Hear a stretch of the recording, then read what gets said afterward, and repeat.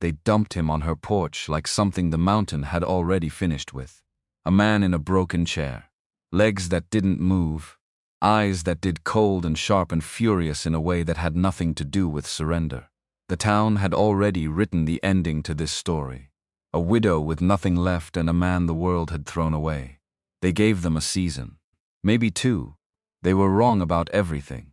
Because what the valley didn't understand what Silas Greer, with his polished boots and his forged deeds and his 28 armed men, would learn too late was that desperation and fury, when they find each other, don't cancel out. They compound into something that doesn't negotiate, doesn't retreat, and doesn't stop until the debt is paid in full. The men of Grover's Bend had opinions about everything. The price of winter wheat, the temperament of the new circuit preacher, the exact number of months a widow could manage alone before the land broke her. On the subject of Nora Callum, the consensus landed somewhere around 3. 3 months since Emmett Callum's horse came back without him. 3 months since they found him face down in the north pasture, with a rock the size of a Bible pressed against his temple, and nothing dramatic to explain it. No lightning, no ambush, no story worth telling. Just a man who rode out at dawn and didn't come back, and the particular cruelty of a death that gave no one anything to blame.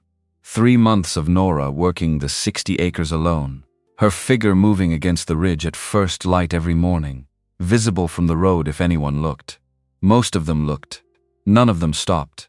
It was Chet Fowler who started the betting pool at the Dusty Rose Saloon sometime in mid-October, scratching names into a chalkboard behind the bar with the same casual authority he used for cattle prices. December 1st was the favorite. 3 men put money on Thanksgiving. Old Garrett, who didn't drink but came in for the warmth, said nothing and put nothing down, which everyone read as agreement. Nobody bet on Nora winning. She knew about the pool. Ruth Holt had told her over the fence one Tuesday morning with the grim efficiency of a woman delivering bad news she felt the recipient deserved to have. Nora had listened, thanked her, gone back inside, and stood at the kitchen window for a long time, looking at the hinge on the barn door that needed replacing. Then she had picked up her hammer. That was the thing about Nora Callum that the men at Dusty Rose had not accounted for in their calculations. She didn't have Emmett's strength. She didn't have his ease with the land, that instinctive fluency he'd had with cattle and weather, and the particular stubbornness of Colorado soil in October. What she had instead was a quality that looked like stubbornness from the outside, but felt from the inside more like an unwillingness to give the people who expected her to fail the satisfaction of being right. It was a thin reason to keep going, but it was the one she had. The morning of the auction she was up before the sky decided what color it was going to be. Vi Calico no some, the one she wore for town because it was the least patched. Tap Dida hung on its hook by the door. Auquak Len the color of old cedar, 3 buttons at the throat. Ongda Buk Zay laced to the knee, the leather stiff from the cold. She braided her hair without looking in the mirror, because the mirror in this house still felt like it belonged to someone else. $14. Would you treat them with kindness? She counted it twice at the kitchen table while the coffee boiled, spreading the bills flat with her palm and smoothing the edges the way Emmett used to smooth maps. $14 represented the remains of the wedding silver she'd sold to Mr. Abernathy at the dry goods store, who had looked at the pieces with the careful blankness of a man trying not to seem pleased by someone else's misfortune. She had not watched him weigh them. She had looked out the window at the street and counted her breaths instead. $14 for a winter's worth of work. For fence posts and split wood and cattle that needed moving, and a roof on the Chuanga that was currently held together by hope and old shingles. She needed a man. She couldn't afford one. The labor auction in Grover's Bend happened twice a year, spring and fall, a practical arrangement that nobody discussed in polite company because it required acknowledging that some men had no better options than to stand on a platform and let themselves be priced. Nora had attended before, in the years when Emmett did the hiring, and she had always stood slightly behind him and watched his face rather than the men on the platform. She had not understood then what it cost a man to stand up there. She was beginning to understand it now, The wagon ride into town took 40 minutes over road that the first hard frost had turned to frozen ridges. She sat on the bench with her back straight and both hands on the reins because the mare Juniper was feeling the cold and had opinions about puddles. The sky was the color of tin. The aspens along the creek had gone to bone. Grover's Bend in October was a town that looked like it was bracing for something. The storefronts hunched under their wooden awnings. The street was churned mud, frozen now into ruts that caught wagon wheels and snapped axles for the careless. Would you treat them with kindness? The Dusty Rose was already lit from inside at 8 in the morning, which told you something about the men who drank there and something else about the winters here. She tied Juniper at the rail outside the feed store and walked toward the square. The crowd was them with kindness? The crowd was thicker than she'd expected. 40 people, maybe more, ranchers and farmhands, and a scattering of women who stood at the edge of things, the way women always stood at the edge of things in Grover's Bend. Nora took a position near the back where she could see the platform, without being seen easily, which was a habit she'd developed during the years of standing behind Emmett and had not yet unlearned. She did not see Silas Greer immediately. She was watching the platform, where the auctioneer, a thin man named Belden, who wore a coat too big for him, was working through the early lots with practiced efficiency. Strong back, no complaints, works timber and cattle both, $8 a month plus board. The bids came fast. She watched the numbers climb past her reach with the sick inevitability of a dream where the door keeps moving. $7, $9, $11. The men who went for $11 wore the kind of capable that showed in their hands and their shoulders. She couldn't afford capable. She needed something else. She wasn't sure yet what that was. It was when she turned to check the position of the sun, calculating how much longer she could stand in the cold before her feet went numb, that she first saw Silas Greer. He was standing on the far side of the crowd in a vest the color of slate, a white shirt with a collar that had no voos business being that clean in October, an au quack za za hanging from his shoulders, with the casual authority of a man who has never once worried about the price of a coat. His ungda were polished to a shine that collected the weak morning light and threw it back. He was not watching the platform. He was watching her. When their eyes met, he tipped his chin. Not a nod exactly, more the gesture of a man acknowledging something already decided. Nora looked away first. She hated that she looked away first. Greer owned 2/3 of the valley. That was the fact everyone knew. The fact fewer people said out loud was that he was working on the other third, and that the Callum Ranch, with its 60 acres and the Sui Che Qua Fun Fia Buck, was the most valuable piece of what remained outside his control. The creek didn't dry up in July the way Greer's upper pastures did. That water was worth more than the land around it. Emmett had known this.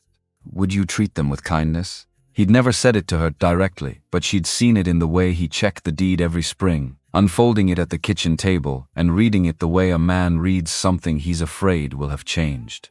The auctioneer called the next lot, and Nora turned back to the platform and felt the air in the square change. Not loudly, not all at once. More like the way a room goes quiet when someone drops a glass, that fractional pause before the sound registers. The man being brought to the platform was not being walked. He was being rolled. The chair was rough made, gros-though, the kind of thing built for function and nothing else, its wheels uneven on the frozen ground. The two men handling it had the expressions of people tasked with something they found embarrassing. The man in the chair was the largest human being Nora had seen in her adult life. Not large in a soft way, large in the way of something that has spent years doing serious work. His shoulders filled the back of the chair and then exceeded it on both sides by a margin that made the chair look like a child's furniture. His arms resting on the armrests were ropey with muscle from wrist to shoulder. The kind of arms that belonged to a man who had spent decades hauling things through mountain country that didn't want to be hauled through. His hands were extraordinary, wide and scarred and long-fingered, lying open on his thighs like tools set down between uses. His face was obscured by the mouvan zongt pulled low, the brim sun canked from what looked like years of contact with rock faces and low branches.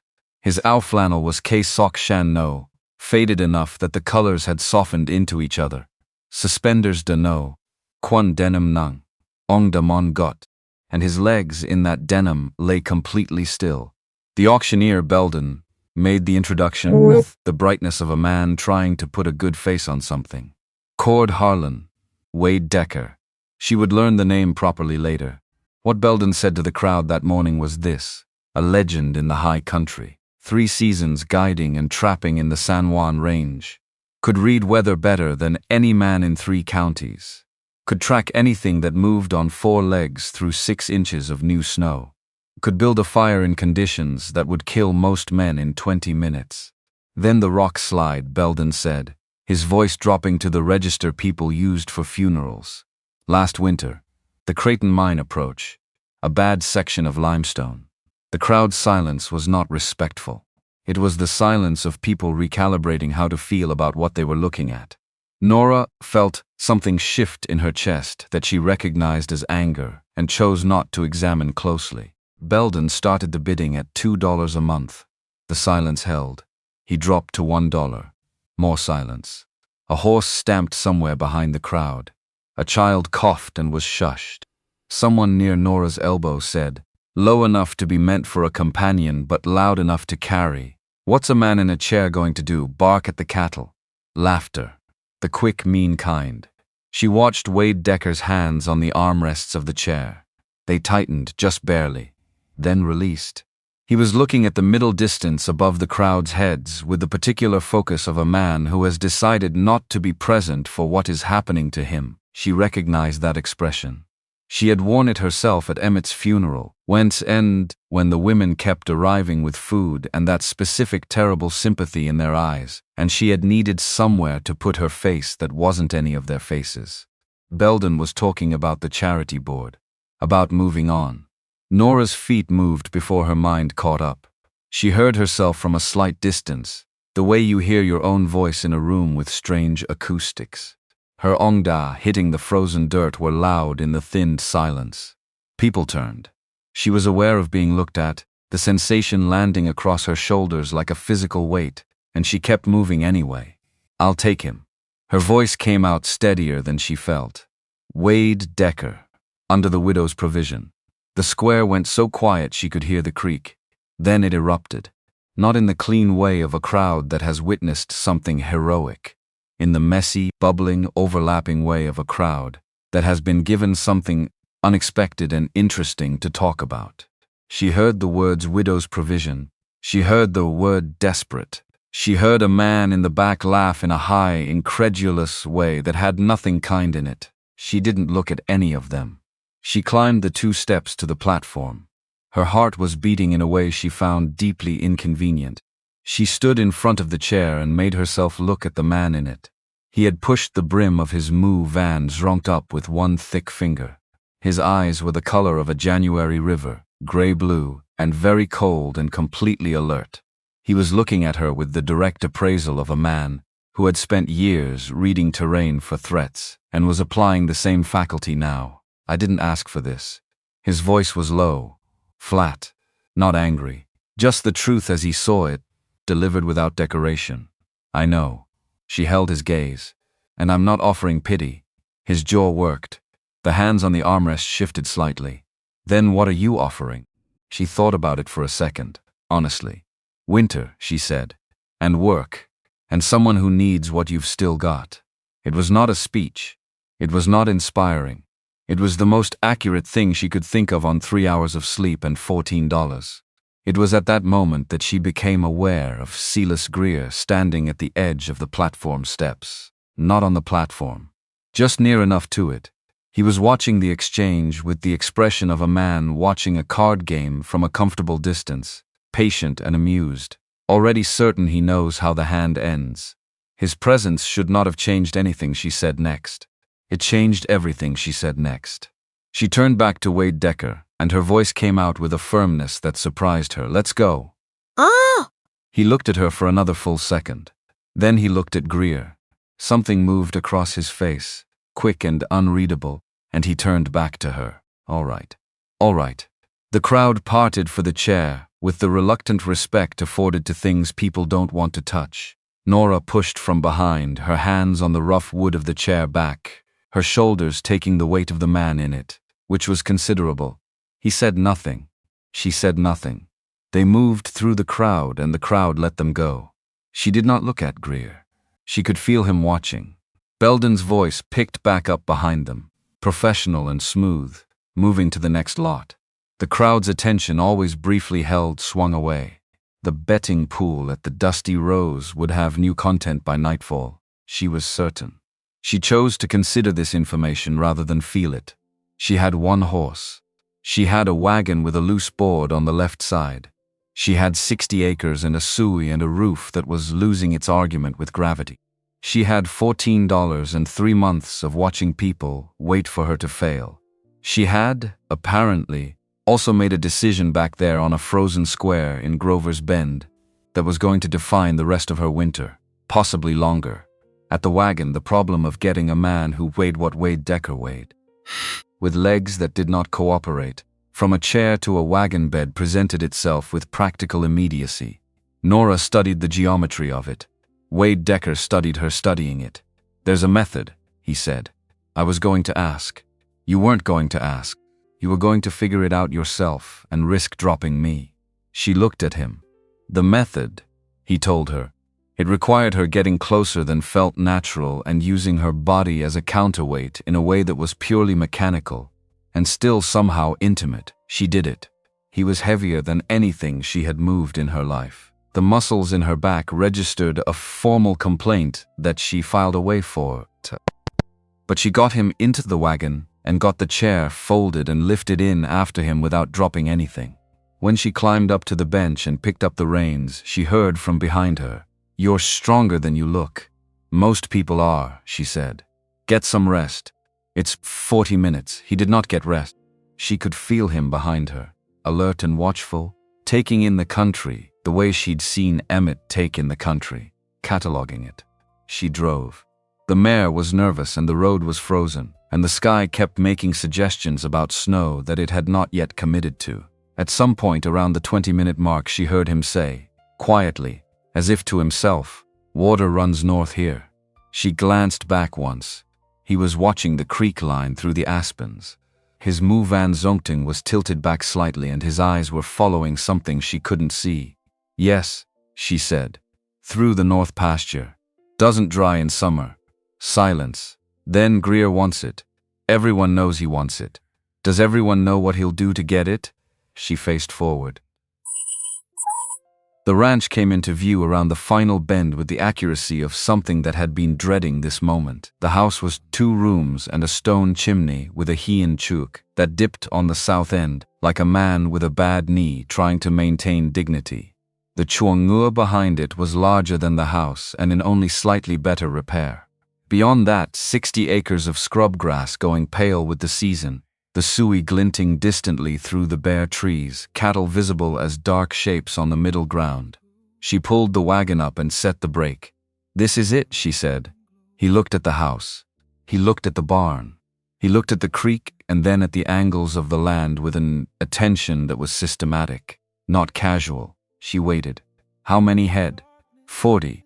Down from 48 in the spring. "Why down?" 2 to illness. 3 I sold in September to make the land tax.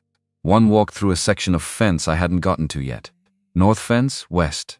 He nodded just once, the nod of a man making notes. "The heian is going to pull free from the foundation in the first hard frost if the south support isn't reinforced." She had known this. She had not known what to do about it. "Can you show me how? I can tell you how." He stopped, the hands on his thighs stilled. "I can't do it myself." She got down from the bench and went around to the back. "Then we start there." Getting him out of the wagon was the same problem as getting him in, solved by the same ungainly method. She got the chair down first, unfolding it on the frozen ground, and then maneuvered him into it with the same counterweight logic. He bore all of this without comment. His face held the careful blankness of a man who had decided some time ago that dignity was a luxury he could not afford to be attached to, and that this decision did not mean he was not thinking about it constantly. She brought the chair to the heian and stopped. 2 steps up, no ramp. "I'll build a ramp," she said. When? Tomorrow. And tonight? She looked at him. He looked at the steps. The silence had the specific texture of two people negotiating something neither of them wanted to name. She crouched and got her arms under his, the way she had in the wagon. He stiffened.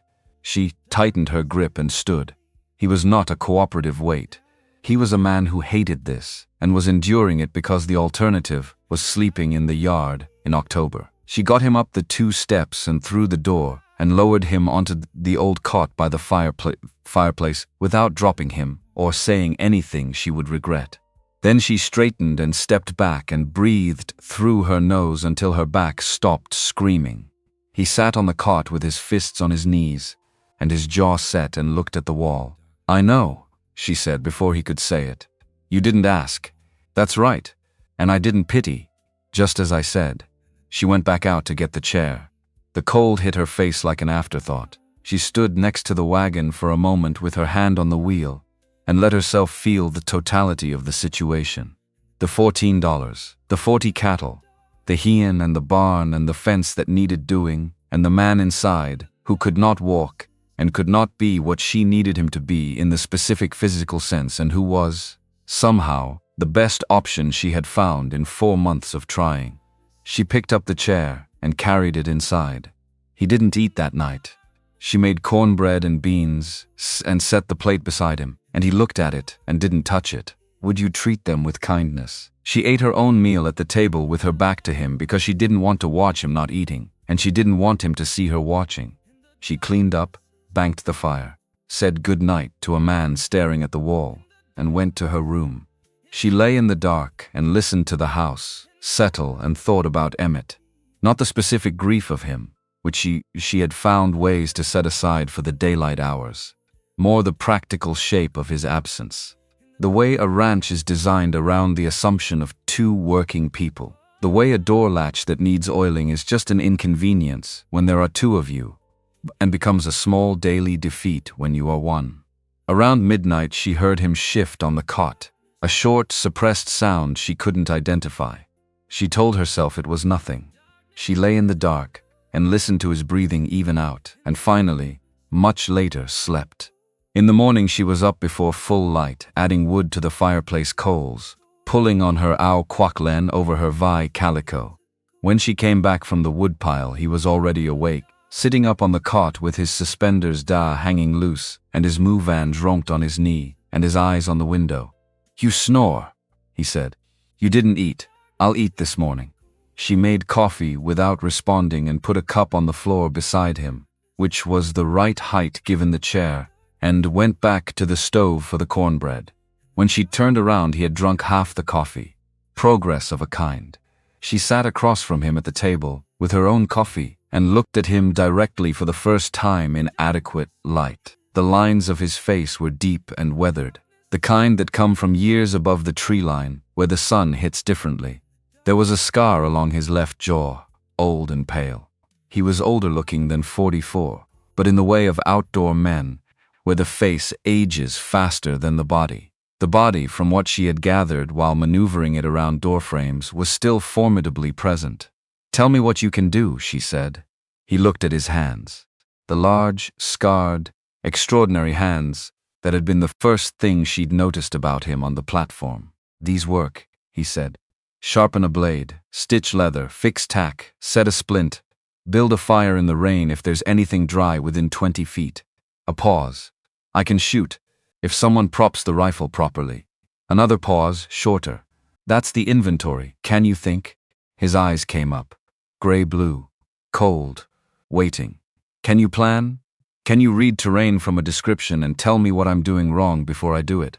Can you tell me when I'm about to make a mistake with 40 head of cattle and a fence that needs work before the ground freezes solid?" He said nothing. "Because here's what I have," she said. And she said it the way she said most things she didn't enjoy saying, which was fast and without looking away. "A ranch my husband built for 10 years that I helped with but never ran. A winter coming in 6 weeks. $14, which is gone after supplies. 40 cattle that need moving and managing by someone who knows how to read their behavior. Fences I can fix if someone tells me which ones actually matter. And a man in that chair who I believe knows more about this land and this weather and this work than anyone I could have hired for what I actually have. The silence went on long enough that she started to regret the speech. I used to trap the upper drainage north of here, he said finally, above the timberline, where the elk winter. I know this valley. I know how the weather comes off those mountains and what the creek does in a hard freeze and where your fence lines are weakest based on the wind angles off the ridge. He looked at his legs. I can't walk it. I can't ride it. I can't do what you need done in the way you need it done. But you can tell me. Yes. Quiet. I can tell that. Then you're more useful than you think. He looked at her with something that was not quite surprise but adjacent to it, as if usefulness was a category he had stopped applying to himself. I'll build you a ramp today, she said, so you can get in and out on your own. She spent the morning on the ramp and it was harder than she expected. She was not a carpenter, and the wood was cold, and the angle needed to be shallow enough for the chair, but her first attempt was too steep and she had to take it apart and start again. Her hands blistered. She hit her thumb twice with the hammer. The second time hard enough to sit Nassus on the frozen ground and close her eyes and breathe through the pain with focused, furious concentration. When it was done, she tested it with the chair and found it held. She went inside and told him to try it. He rolled himself to the top of the ramp and stopped. The wheels hovered at the edge like a man standing at the lip of a drop. It's not steep enough to help going up, he said. Try it. He pushed. The chair moved down the ramp in a controlled roll, both wheels tracking, and came to rest on the frozen ground at the bottom. He sat there for a moment. The yard spread around him, the house behind, the barn in the middle distance, the ridge to the north with Greer's land on the far side of it, invisible but known, the aspens going bone pale along the creek. He had not been outside. Not truly outside, not with ground under him and sky over him and space in every direction, since the rock slide took his legs. She didn't say anything about that. She wasn't certain she understood it fully. But she could see something happening in his face that she had no language for, and didn't try to find one. She said, "Tomorrow I'll show you the tack that needs work. Tonight there are knives that need sharpening if you're willing." "I'm willing." His voice was rough, not from emotion, from the effort of not showing it. She went inside. He stayed outside for another hour. It was 3 weeks later, on a morning so cold the water in the kitchen bucket had a skin of ice on it, that she found him in the yard doing something she had not seen him do before. He was pushing the chair in slow, deliberate circles through the frozen dirt, wide arcs, methodical, his arms working in a steady rhythm. She stood in the doorway with her Mu Van's rungtang in her hand and watched for a moment. "What are you doing?" "Building strength." "For what?" He completed a circle before answering, his breath coming in short white clouds. "For when you need me to be." She put her Mu Van zronkt on and went to check the fence on the north side, and did not let herself think about what he'd meant by that for the better part of 2 hours. The north fence was, as he had predicted from her description 3 days earlier, in exactly the state he'd predicted it would be in, which was, to say, a winter-ending state. She spent 4 hours on it with the post driver and came back with hands she couldn't fully open. That night they ate together at the table for the first time. Not a significant meal, bean soup and the heel of a loaf. But she set 2 places, and he rolled to the table, and they ate without ceremony in the low light of the oil lamp, and it was different from eating alone, in a way that she allowed herself to notice, without assigning meaning to. He was whittling. She had found the piece of wood, a chunk of pine, on the floor by the cot one morning, and hadn't asked about it.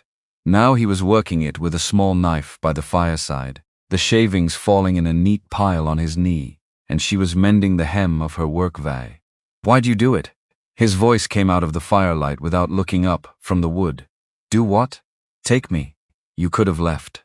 She looked at the mending. "I could have left, and then what?" "Greer makes his offer again in February with nothing I can say about it. That's a reason not to leave. It's not a reason to take me specifically." She thought about this with the honesty it deserved. "You were the only one left on the platform that I could afford." And when I looked at you, I thought—" She stopped. Considered. "I thought you looked like someone who was angry about being in that chair, not defeated. Angry. And I've found that angry people work harder than contented ones." He looked up from the wood for the first time.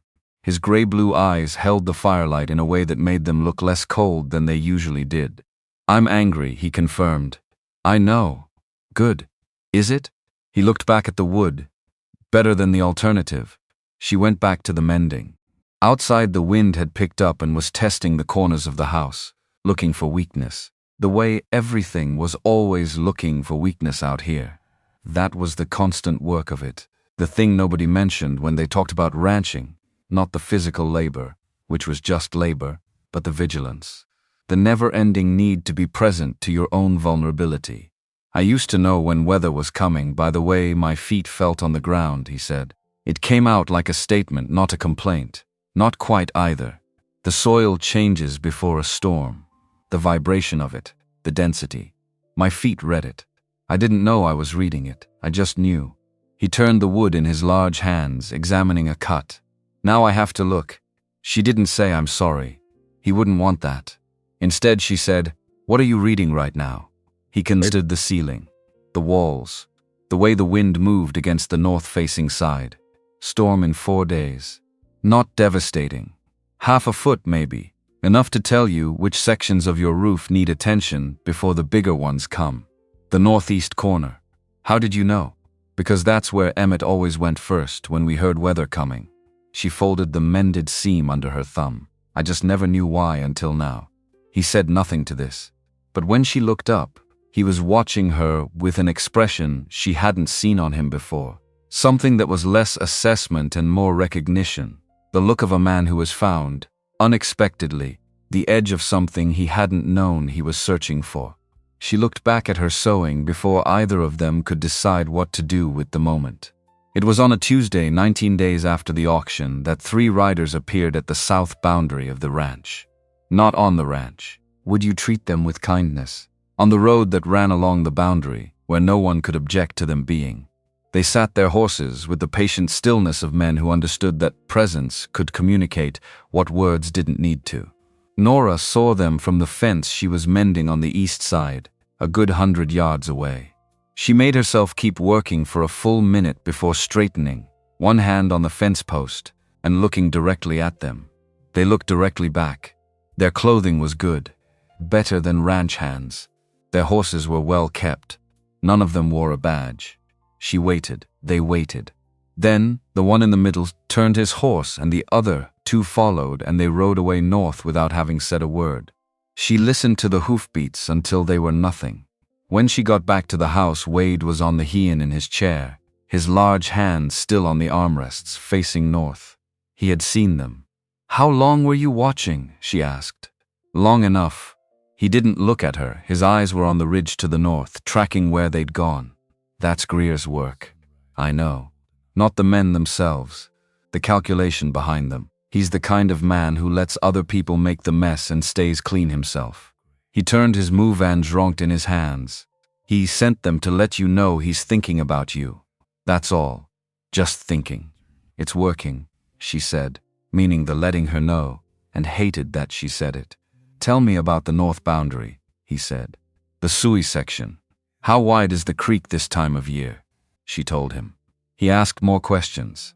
The quality of the water in late summer, the way the cattle behaved near the north pasture versus the south, whether she'd seen Greer's men on the upper ridge before today. She answered all of it, and he listened with the focused attention of a man building a map in his head. "They're not looking at the ranch," he said when she finished.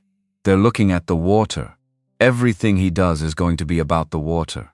Emmett knew that, and now you know it." He looked at her with those gray-blue January eyes. "Not unkindly. Knowing it is different from your husband knowing it. Now you're the one who has to act on it." The wind came off the ridge and hit the heian, and she pulled her au quoc len tighter around herself. The aspens down by the Sui were leafless now, the white bark showing like bone. "What do we do?" she asked. He looked back at the ridge. His hands on the armrests were very still. "First we know what we're dealing with. Then we make it harder than he thinks it's going to be." She looked at the north ridge for a moment, at the line of sky over it where Greer's land began, at the aspens, at the 20 acres of winter grass between her and the Sui that was worth more to the wrong person than anything else she owned. "All right," she said. He nodded once. They went inside. The wind kept coming. The gun mount took Wade Decker 3 days to build, and he cursed through most of them. Not loudly, not the theatrical cursing of a man performing frustration. The quiet, sustained kind. The kind that means a person is working at the edge of what they can do and refusing to stop. Nora heard it from the hien steps where she sat pretending to mend a bridle, her needle going through the leather at intervals that had nothing to do with the actual pace of the work and everything to do with watching him without appearing to watch him. He had dragged himself to the scrap pile behind the shuangnua on the second morning, which had involved getting the chair off the ramp and across 40 feet of frozen ground that was deeply uninterested in cooperating with wheels. She had seen him from the kitchen window. She had gripped the windowsill and made herself stay inside. He had not asked for help. If she went out and helped him without being asked, she would be turning the situation into something it wasn't, something tender and pitying, and she had promised him neither and intended to keep that. He got to the scrap pile. He sorted through it with both hands working at once, turning pieces of old iron and flat bar stock and bent hinges with the systematic attention of a man inventorying a warehouse. He selected specific pieces and set them aside. He dragged himself and the selected pieces back to the hien, over the same 40 feet of ground that had been difficult the first time and was no more cooperative on the return. Then he worked. The tools were hers, Emmett's properly, which was the same thing now. Would you treat them with kindness? She had laid them out on the hien boards without being asked because she had already learned the shape of when he needed something before he named it. Hammer, cold chisel, the small punch, the rasp, the good leather punch for the padding he cut from a strip of harness she had been saving for nothing in particular. The result on the afternoon of the third day was a thing she could not have designed herself. Iron brackets welded rough but solid to the chair's front armrest mounts. A crossbar that swung on a pivot point with enough play to adjust angle by 12 degrees in either direction. A padded brace of harness leather that would hold the rifle barrel at the right height for a man whose eye level, seated, was approximately where a standing man's chest would be. A thumb-operated release on the right side that unlocked the pivot when he wanted to swing the aim. It looked like what it was. Something built by a man who knew exactly what he needed and had made it out of what was available. No elegance, no unnecessary parts. The kind of thing that was correct in the way a well-set bone is correct. She set up the bottles on the fence posts without being asked. 6 of them, spaced unevenly the way she had seen him instruct her in the first shooting lessons, because uniform targets teach you to hit uniform targets, and nothing in actual use comes at you uniformly. He loaded the rifle himself, which took time, and she found other things to look at while he did it. She heard the bolt work. She heard the click of the mount locking. Then she heard the shot. The first bottle at 40 yards disappeared. Not shattered. Disappeared, which meant the shot was slightly high, and took it clean off the post. He adjusted the mount by 2 degrees without commentary. The second bottle at 55 yards came apart in a spray of brown glass. The third and fourth in the span of 8 seconds. The fifth he left. "That one's yours," he said. She looked at the remaining bottle at 62 yards, which she had set farthest because she hadn't thought anyone would get to it. "I don't need to prove anything. Neither do I. But you're going to need to hit things at distance when I'm not in a position to hit them for you. So shoot the bottle." She shot the bottle. Missed by a margin that was embarrassing. He told her to breathe out before pulling, to let the air leave her body before the trigger broke, and she shot again and took the post instead of the bottle, but was significantly closer. "Again," he said. The afternoon went. Would you treat them with kindness? By the time the light started failing, she could hit the target 3 times in 5 at 60 yards, and her shoulder had developed an opinion about this that it was expressing continuously. She lowered the rifle and rolled her shoulder, and felt the joint click in a way that she hoped sounded worse than it was. "Better," he said. High praise. It's the only kind I give. The rest is just noise. She thought about that on the walk back to the house. She thought about Emmett, who had given praise easily and specifically and often, who had said, "Good job, Bob," and "That's right," and "You've got it," the way some men said good morning, with genuine warmth and no particular weight. She had loved that about him. She had also, she was beginning to understand, relied on it in ways she hadn't recognized while she was relying on it, as a substitute for her own assessment, as an external confirmation that she was doing the thing correctly, so she didn't have to hold that opinion herself. Wade Decker gave her nothing to rely on but her own judgment, and she was starting to suspect this was more useful. The fortification of the ranch took 9 days of work so continuous that Nora's dreams during those 9 nights were practical rather than emotional. She dreamed about fence angles and sight lines. She dreamed about the approach from the North Ridge, and what someone on horseback would see of the house before the house could see them. She dreamed about water and about the specific tactical value of having it and what that made her in the context of this valley. Wade ran the operation from the heian and, increasingly, from the yard, where he had begun moving the chair with a confidence that the frozen ground had started to accommodate, having been tracked and retracked enough times that something like paths had developed between the house and the barn and the south fence. Would you treat them with kindness? He had added to the chair's modifications a leather strap across his chest that anchored him when he was shooting from angles that would otherwise torque the weight of the upper body against the armrest mounts. A second mount for the revolver on the left side, lower and angled for a faster draw from a seated position. She had not commented on the armor quality of these modifications. They were practical. She was learning to read his thinking in practical terms. He told her where to cut, and she cut. Scrub oak that provided cover to an approaching rider from the northeast. Would you treat them with kindness? A stand of chokecherry that created a blind spot from the heian in the direction most likely used by men coming from the road without wanting to be seen from the house until they were very close. 3 large rocks on the south approach that she moved with a pry bar and considerable profanity over the course of an afternoon, repositioning them to create a channel that would slow a horse to a walk at the exact point where the firing angle from the heian was sharpest. "You're thinking about this like a man defending territory," she told him one evening, both of them tired in the particular hollow way of sustained physical work, sitting at the table with coffee going cold between them. He looked at her across the table. "That's what this is." "I know. I just mean the way you see it. The angles. The geometry of it." "Trapping is geometry," he said. "You find where the animal has to be and you put the thing there. Greer has to approach from the north because the south and east are too exposed, and the west is the creek. He has to use the road or the ridge. The road is slower. The ridge is higher ground, which his men will prefer because men on horseback always prefer height." He turned the coffee cup in his large hands, the gesture of a man whose hands need to be doing something in order for his thinking to run clearly. "So we make the road expensive and the ridge visible. Then we wait. And when they come anyway, they will come anyway," he said, without drama. "Men like Greer always do. We make it cost enough that they consider the cost."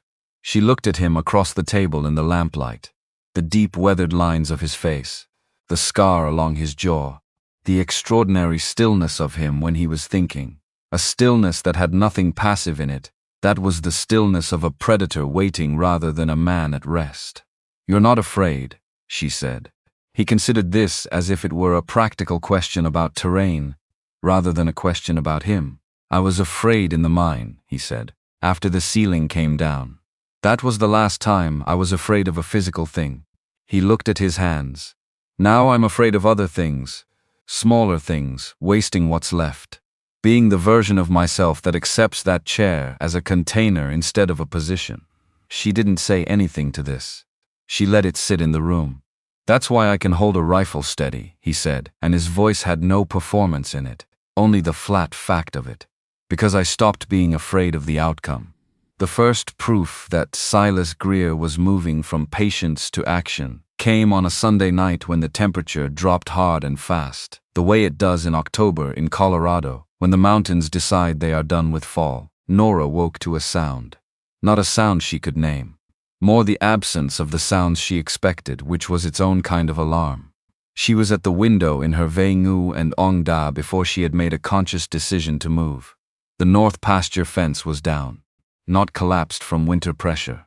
Down in a clean section, 3 posts pulled, and the wire cut and coiled, the work of men who knew what they were doing, and had done it in the dark, without making enough noise to carry to the house. And the cattle, she counted dark shapes in the moonlight, counted again. 6 missing. The 6 she always kept in the north section closest to the Sui, because they were the best milkers, and she liked them near the water. She stood at the window for a moment, with her hands flat on the sill, and breathed. Then she got dressed. Full dress, vai kalak, au kwaklen, ungda buk ka, muvan zong, gun belt over the coat. When she came through the main room, Wade was already awake, the rifle in the mount and his eyes on the north window. 6 head, she said. I heard the fence come down around 2, he said. Thought it was the wind. It wasn't the wind. No. They're not on your land anymore. No. She stood in the middle of the room and felt something cold and clarifying move through her. Not panic. The opposite of panic.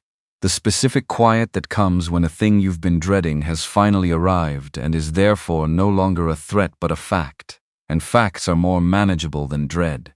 He wants me to know what it feels like. Yes. So I know what I'm risking every day I don't sell. Yes. She looked at the north window, at the dark beyond it. He can keep those 6 head, she said. I'll keep the other 34 and everything else. Wade looked at her. Something moved in his gray-blue eyes that was not surprise exactly but was in that territory. She went to the door. I'm going to fix the fence line before first light. If they see it standing in the morning, they'll know I understood the message and didn't break. You'll need posts. I have posts. You'll need someone watching the north ridge while you work in the dark. She stopped at the door. Can you see the ridge from the Heian? Well enough. Then watch it. She was outside for 3 hours. The cold was the kind that finds the gaps in clothing and makes a project of them. Her hands, in the leather gloves she'd pulled on at the door, were numb by the first hour, and working by feel after that. She drove posts by starlight and strung wire by feel, and her breath came in short, hard clouds, and the frozen ground did not care at all about her timeline. At no point did Wade fire the rifle, which meant the ridge stayed empty, which meant they had already done what they came to do and were satisfied with it, at least for tonight. When she came back inside, he had coffee on. She sat down at the table and pulled off her gloves and pressed her hands around the cup and looked at the window. Greer will know you fixed it, he said. Good. She drank the coffee. I want him to know. 12 days after the fence, she went to town. Not for supplies, though she bought some. Would you treat them with kindness? She went because Ruth Holt had sent word through the Fisk brothers that there was going to be a town meeting at the church on Thursday evening, called by Silas Greer himself, on the subject of water rights and winter resource planning for the valley. Ruth's note, delivered by the younger Fisk with the reluctant air of a man who has been persuaded into carrying a message that is more complicated than it looks, said only, "You should be there. People will talk if you're not. People will also talk if you are." She told Wade about the meeting at dinner. "Don't go alone," he said. "I have to go alone. You can't get a chair through the church in Grover's Bend." He set his fork down. "Then be very careful about what you say in public." "I'm always careful about what I say in public, Nora. Would you treat them with kindness?" He said name in a way she had not heard him say it before, with a weight and directness that made her look at him instead of at the table. Greer called this meeting. That means he controls the frame of it. Whatever he presents will sound reasonable. He's going to make a proposal that has a logic to it, and people in that room are going to nod, because the logic will be correct up until the part where it isn't. You need to find that part before the nodding starts. She thought about this all the way into Grover's Bend on Thursday, sitting on the wagon bench in the cold with her Au Kwaklen buttoned to the throat and her Mouvan Zronkt pulling at the chin strap when the wind came off the ridge. She thought about the frame of it. The place where the logic broke. The church was lit and full. 40 people, maybe more, which was most of the valley. The Fisk brothers, in the back row, their great wide shoulders taking up the space of 3 men between them. Lau Garrett near the side door, which was where Garrett always stood because he had been in the war and did not sit in rooms with only one exit. Ruth Holt in the 3rd pew, her Vai Len Sam neat despite the season, her Can Quang Len pulled back from her face when she sat inside. Silas Greer at the front.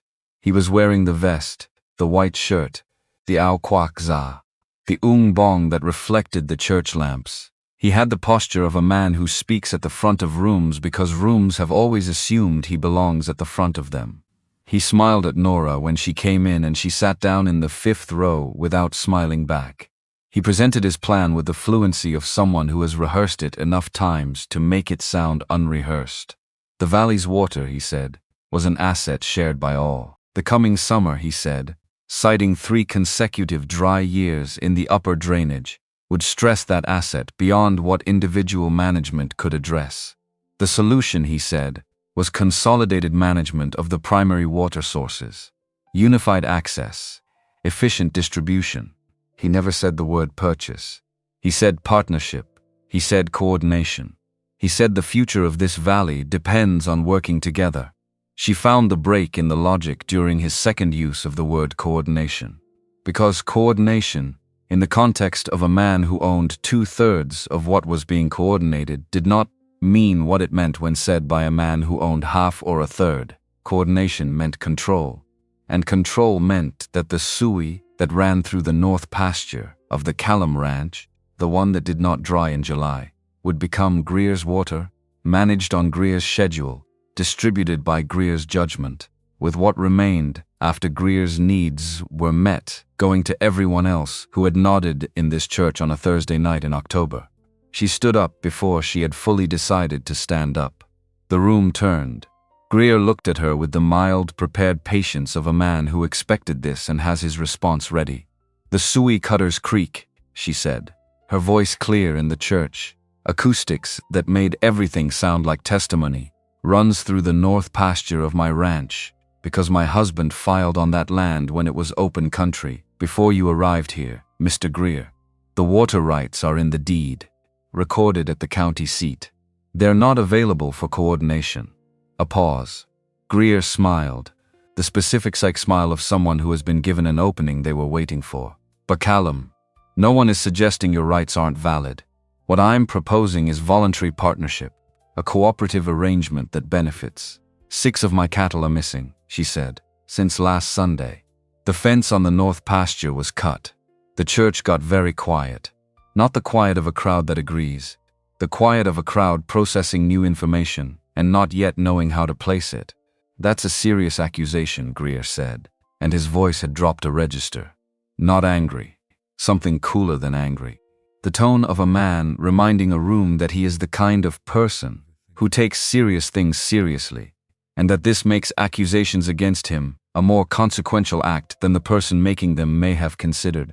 "I didn't accuse anyone," she said. "I stated a fact. 6 cattle are missing. The fence was cut, not broken.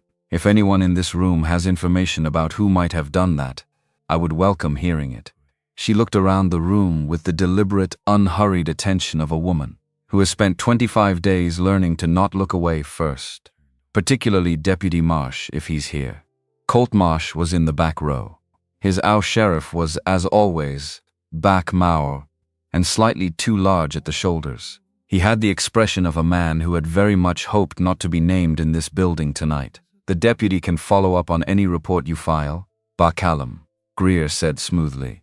"Tonight's meeting is about water planning. Tonight's meeting," she said, "is about what this valley is going to look like in 5 years. And I think everyone in this room deserves to think about that clearly before they agree to anything." She sat down. Ruth Holt, in the 3rd row, was looking at the back of the pew in front of her with the focused expression of a woman not quite hiding a small, private satisfaction. Greer continued the meeting. He was good at continuing. The momentum of a room in his favor was a thing he understood how to maintain, and he maintained it, pivoting to other topics, other ranchers, other concerns. But the frame had a crack in it now. She had put it there, and it would not fully close. On the way out, Greer caught her at the door. Not physically. He was simply standing at the door when she reached it, which was a choice, and he held it open for her the way a man holds a door open for a woman when he wants to make a point about courtesy. "You're a stubborn woman," he said, quiet enough that only she heard. "I've been told." She walked through the door he was holding. Behind her, not quite quiet enough to be entirely private, stubborn women and crippled men don't build winters. They survive them if they're lucky. Then spring comes and math does what stubbornness couldn't. She kept walking. Her boots on the church steps were very loud. She did not tell Wade about Greer's final words when she got home that night. She told him about the meeting, about the proposal, about her response and the room's response to her response. He listened without expression, turning what she described over in the way he turned problems, looking for their structural logic. "He's moving faster than I expected," he said. "Why?" "Because you stood up in that auction square and took me," and he made a calculation about what that meant. He thought it meant you were desperate enough to make bad decisions. The chair shifted as he adjusted position, the old wood creaking. "He didn't expect you to be a different kind of problem." "What kind of problem am I?" He looked at her. "The kind that doesn't negotiate." She went to bed thinking about that, about whether it was true, about whether not negotiating was a quality or a flaw or simply the thing you became when you ran out of the kind of leverage that made negotiation worth offering. The night of the attack was a Tuesday. Would you treat them with kindness? She knew the day later because she had to reconstruct it, had to go back through the preceding events to anchor the night in the calendar, because in the moment of it there was no Tuesday. There was only sound and cold, and the particular clarity that comes when everything narrows to the next 10 seconds. She was asleep. The dream she was having was practical, as her dreams had become, something about fence angles, something about the geometry of the north approach. The sound that woke her was not a single sound. It was the texture of wrong. The way a house sounds different when it contains something it shouldn't. A breath, a displacement, a vibration in the ground that arrived before the actual noise. She was already moving when the first shot hit the wall of the Chuangua, not the house, the barn, which told her something. They were starting with the animals, with the practical heart of what made the ranch survivable. She had the shotgun and her Ongda and her Ao Kwak Len over her Vei Ngu, and she was through the front door in the time it takes to make a decision without thinking about making it. The cold hit her face. The yard was lit wrong. The wrong light was orange. The back half of the Chuangua was on fire. She ran. The horses inside were already screaming, the high mindless panic of animals who understand fire in the oldest possible way. She got the main door open, and the first horse, the bay gelding, needed no encouragement. It came through the door at speed and nearly took her with it. The roan mare was at the back, farther from the door, more deeply afraid. Nora went in. The smoke was dense at shoulder height, and worse above. She breathed low, and moved fast and got her hands on the roan's halter, and pulled with everything she had, and the horse resisted, and she pulled harder, and the horse came. Behind her from the Hien the rifle. One shot, then a second with a different rhythm than the first. She recognized the sound of Wade Decker firing by then the way you recognize a voice. Deliberate, unhurried, each shot making a decision. She got the roan out of the barn into the yard and dropped the halter and turned back. The third horse was the old sorrel, and the sorrel was not going to come out. Would you treat with kindness? The sorrel had decided that the familiar terror of the burning barn were preferable to the unknown terror of the door, which was the opposite of correct but was the sorrel's position, and the sorrel held it with the conviction of an animal who was no longer making decisions. She went back in. The smoke was bad now. Her eyes were streaming. She couldn't see the sorrel. She moved by the sounds, the horse's breathing, the specific pitch of its panic, tracking the noise in the way she had heard Wade describe tracking by sound when sight failed. She found the horse by putting her hand on its neck. Hot, trembling. She got both hands on the halter and pulled and spoke in the horse's ear, words that were not the right words but were words, continuous and low and present. And she pulled steadily, not frantically, Would you treat them with kindness? Because she had heard that panic in the handler communicates directly to the animal, and she could not afford for the sorrel to receive her panic. The sorrel came 3 steps, then 4. Then the beam above them cracked. She moved without the sorrel. She was outside and on the ground, and the beam had come down somewhere behind her, and the sorrel was not outside with her. She lay on the frozen ground for a moment. Then she sat up. The barn's back half was fully involved. The front section, where she'd gotten the other 2 horses out, was burning at the edges. Wade's rifle was working steadily from the heen. She heard a man shout somewhere in the dark, far off, the shout of someone who has been told to stop. Then no more shouting. She stood up. Her au quoc len was singed along the left sleeve. Her hands were intact, which surprised her. Her lungs felt scorched in a way that was going to make itself known more fully in the morning. Would you treat them with kindness? She looked at the barn and understood with the flat completeness of an understood thing that the sorrel had not come out and was not going to, and there was nothing else to do about that now. She walked to the heen. Wade was sitting with the rifle still in the mount, his eyes on the darkness beyond the firelight. The yard between the house and the burning barn was lit luridly, making shadows jump. In the jumping shadows, near the water trough, there was a shape on the ground that was not a rock and not an animal. How many? She asked. 5 came in. 4 left. His voice was the same as always. She found this extraordinary and did not say so. I hit 2, I think. 1 badly enough to slow down. That one, he indicated the shape by the trough with his chin, didn't slow down enough. She looked at the shape. She didn't go over to it. Not because she was afraid of it, but because she didn't have anything to do with it yet, and going over to it would require her to have something to do with it. The sorrel didn't make it out, she said. A moment. I know, I saw. She sat down on the heen steps. The barn burned with the serious, committed energy of old dry wood. The 2 horses she'd gotten out were at the far edge of the firelight, as far from it as the fence allowed, their heads up and their nostrils wide. They'll come back, she said. Yes. With more. Yes. She looked at her hands. The cold was starting to register, or rather she was starting to register the cold, now that her body had settled enough to receive that information. The sorrel was 15 years old, she said. Emmett bought her the year we married. Wade said nothing. He knew this was not a thing that wanted a response. It wanted a witness, and he was being one. All right, she said after a while.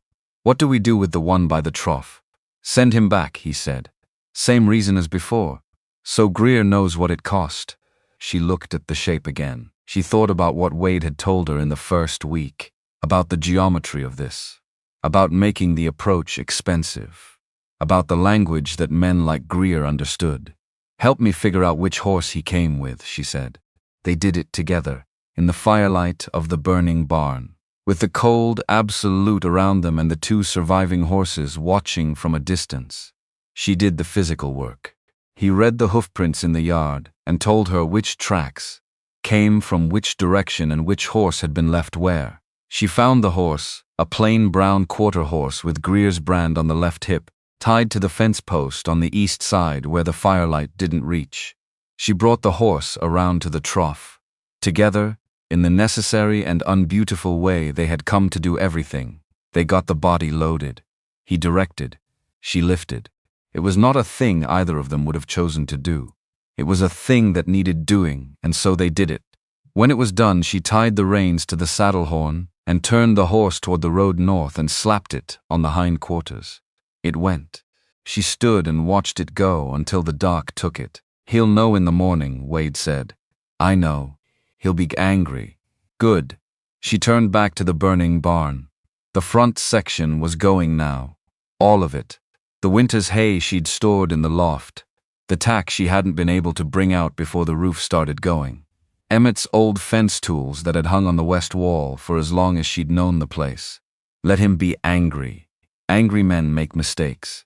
Behind her, in the chair on the heen with the rifle still mounted and the firelight working across the lines of his face and the set of his shoulders, Wade Decker looked at her for a long moment. You're not what I expected, he said. She did not ask what he had expected. She was beginning to think the answer would embarrass them both. Get inside, she said. I'll watch the rest of it burn. She watched it alone, standing in the yard in her singed au quoc len, with her hands in her pockets, until the structure fell in on itself and there was nothing left to watch. Would you treat them inside? And sat at the table in the dark and put her head down on her forearms and stayed there until she heard Wade in the main room, the creak of the chair, the small sounds of a man who is awake when he should be sleeping, and she lifted her head and went to bed because she still had 34 cattle and a suey and 60 acres and a ranch that was not yet finished being a ranch, and the morning was going to require her to be someone too capable of the morning. The barn was ash and frozen ground by Wednesday morning, and Nora stood at the edge of where it had been and did the accounting the way she did all accounting now, which was fast and without sentiment, because sentiment was a luxury that required time she didn't have. One chuangua, gone.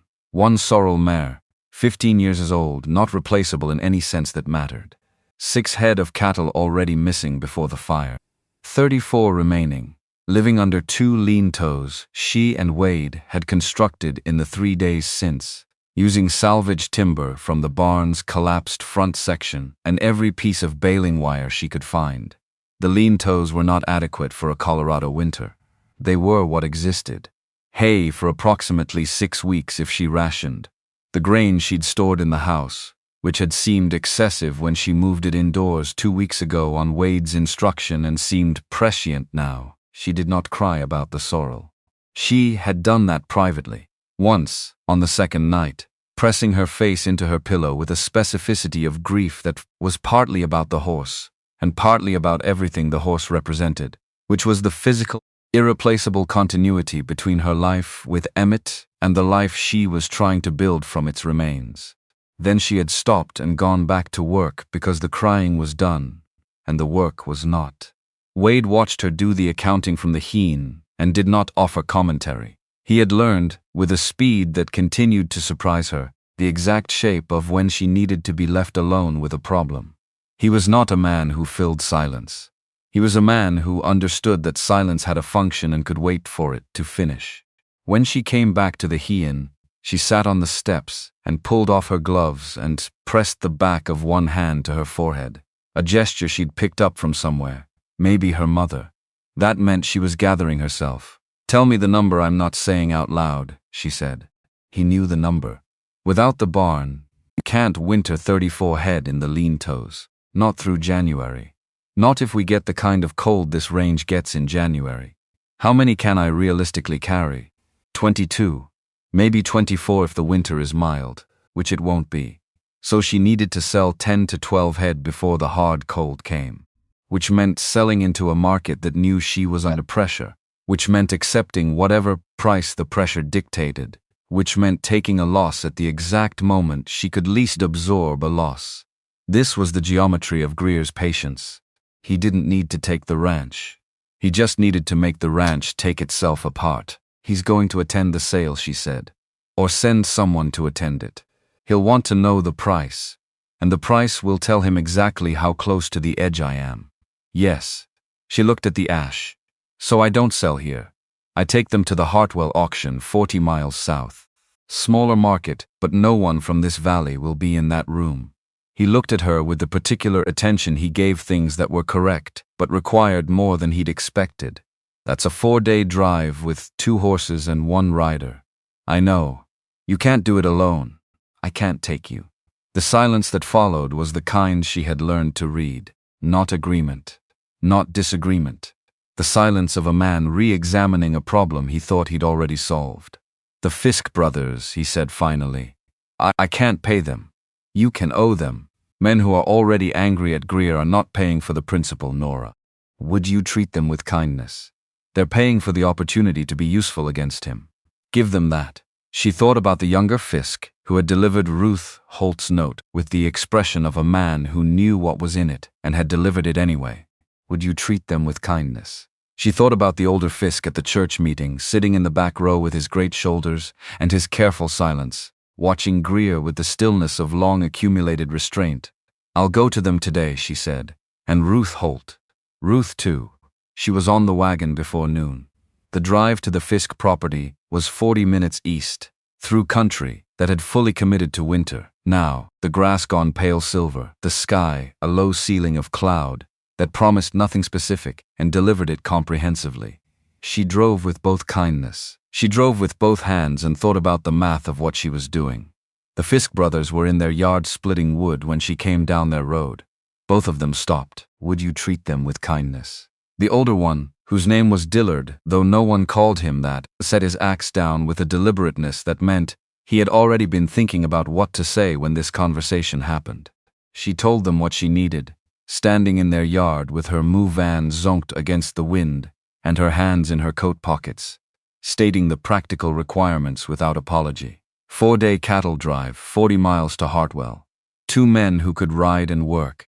Would you treat them with kindness? She could pay in a share of the sale price, which would be small, or she could owe them a favor she would honor when they named it. The older Fisk looked at his brother. The younger Fisk looked at the ground and then at her. Greer bought our North Water easement 2 years ago, the younger one said. For a price he chose. We didn't have a lawyer, and by the time we found out the document was wrong, it was filed.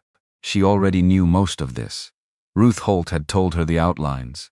We'll go to Hartwell, the older Fisk said. And you don't owe us anything. She drove to Ruth Holt's after. Ruth's ranch was smaller than hers, tucked against the east ridge, Vai Len and Can Quang already on, before she came to the door, because Ruth Holt was a woman who heard a wagon on her road and put on her outdoor things before she found out why. Nora appreciated this about her. She told Ruth what had happened. The barn. The cattle drive she was planning. Not asking for help. Just informing, which was the way she had found that information moved best with Ruth, who did not want to be recruited, but would volunteer if the situation made the volunteering feel like her own idea. Ruth was quiet for a moment, her Can Quang Len held in both hands. Then, the water rights document for my back section. Greer has a copy. My husband signed it in '63, and I've never been certain the copy is what the original said. Nora looked at her. There might be documents, Ruth said. Records at the county seat. My husband kept copies of everything. If someone were looking for a pattern, among several ranches, the county seat would be where to look. That's not a simple thing to do. No. Ruth looked at the window. But Deputy Marsh is not as committed to Greer as Greer believes he is. And there are things a deputy can access at the county seat that a private person cannot. This was the most Ruth Holt had ever said at once. Nora filed all of it carefully. She drove back in the early dark with the wind directly in her face, and arrived at the ranch to find Wade on the heian, which was where he usually was. Would you treat them with kindness? A pot of something on the stove that he had managed to get started from the chair using the long-handled approach to the stovetop he had worked out in the second week. She had not asked him to cook. He had apparently decided that the situation required it and had not made anything of that decision. She ate at the table and told him everything. He listened with his hands around his coffee cup and his eyes on the table between them. Marsh, he said when she finished. Ruth thinks he's not fully Greer's. Ruth Holt is a careful woman. If she thinks something, she's looked at it from more than one side. He turned the cup. Marsh comes to Greer's problem from a different angle than Greer's hired men. He took an oath. That matters to some men more than money, and to some men less.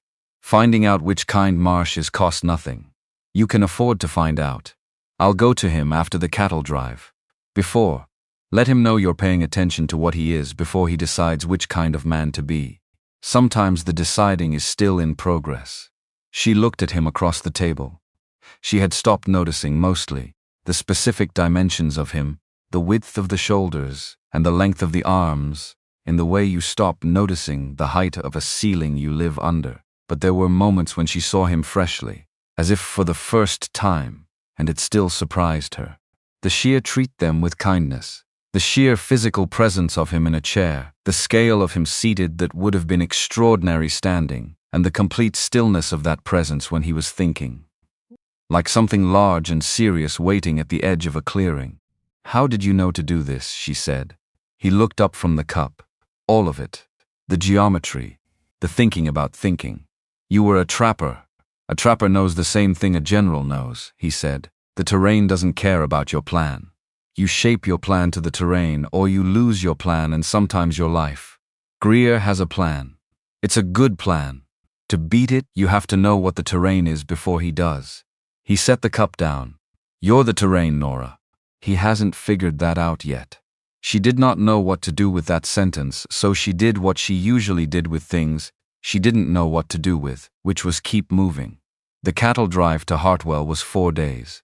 Brutal, methodical, cold. The Fisk brothers were not conversationalists, which suited the work.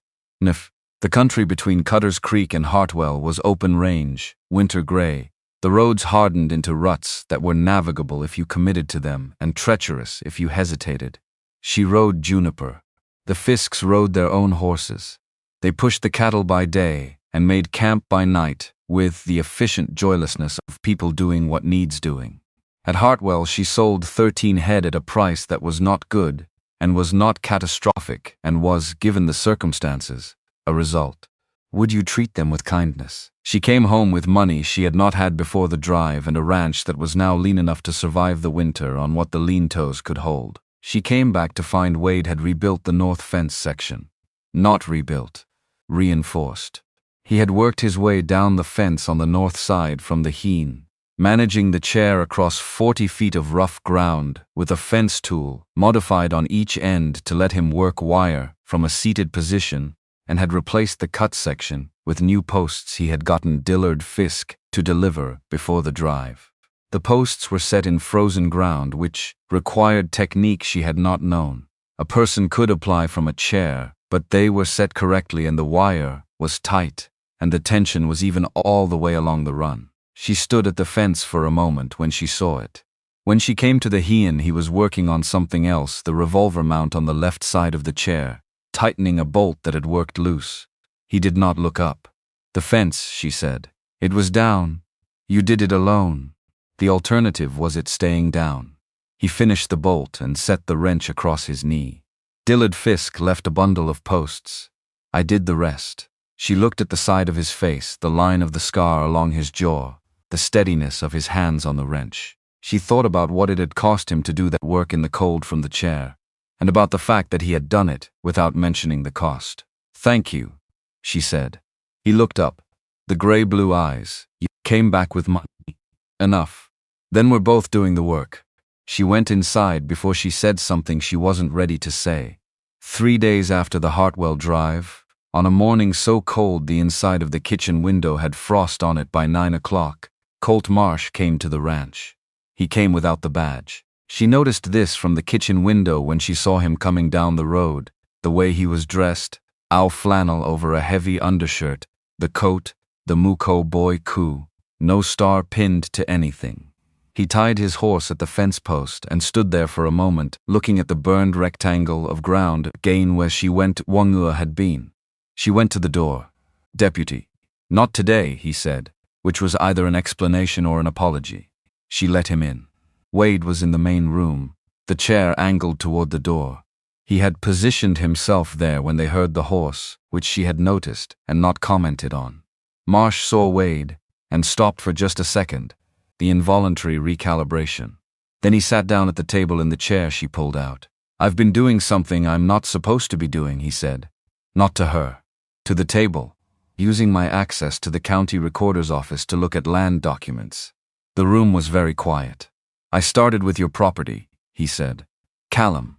Then I looked at the Holt property, the Fisk easement, 4 other parcels that Greer bought or renegotiated water rights on in the last 6 years. He put a folded set of papers on the table. She looked at them without touching them. 3 of those transactions have recording irregularities, he said, which is a polite way of saying that what the grantor signed and what was filed at the county seat are not the same document. She looked at him. I can lose my job for knowing this, he said. I can lose more than my job. Judge Hale in this county has Greer's money in his back pocket, and I can prove that too, which makes the county courthouse a closed door. He finally looked up from the table.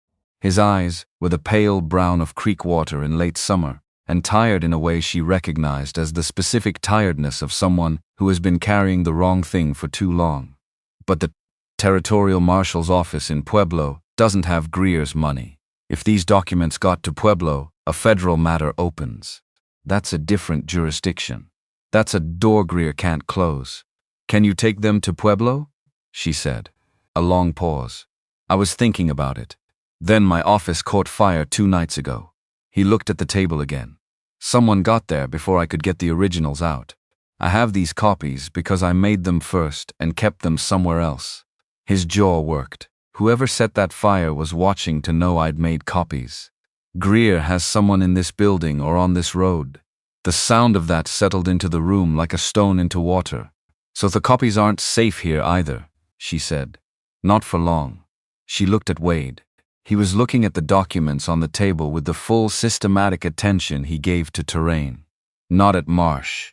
At the papers, as if they were a map and he was reading the geography of what they implied. Duplicate them again, he said. 3 copies. I'll tell you where to hide each one. Places that aren't connected to this ranch or this house. Places that need to be known to someone not in this valley in order to be found. He looked at Marsh. And we need a route to Pueblo that doesn't go through Greer's territory or past anyone who reports to him.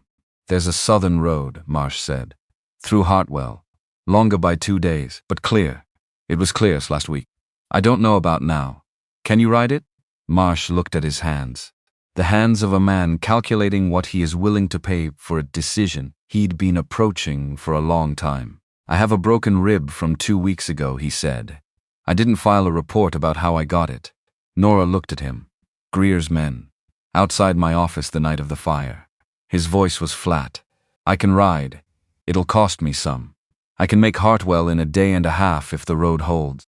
Make 3 copies tonight, Wade said. We'll have 2 location points for you by morning. You take 1 set. The other 2 go to ground separately. After Marsh left, she stood at the kitchen window and watched his horse go down the road north toward town, a diminishing figure in the gray afternoon. Her hands were braced on the sill. He'll go, she said. He was always going to go, Wade said from the main room. He just needed the moment to have a shape he could step into. She turned. You mean you? I mean the ranch being still here. The fence rebuilt. The cattle drive completed. He turned the chair to face her, and his expression was the most direct she'd seen it, not stern, not warm, something that was both and neither. Men like Marsh don't need to be convinced. Would you treat them with kindness? They need to be shown that the thing they're risking themselves for has a reasonable chance of surviving the risk. She thought about this for a long time after supper, right? Sitting by the fire with the lamp on, and her hands in her lap, and nothing to mend because she had mended everything there was to mend in the past 6 weeks. Wade was working on the wooden piece he'd been carving since the early weeks, the pine chunk from the floor.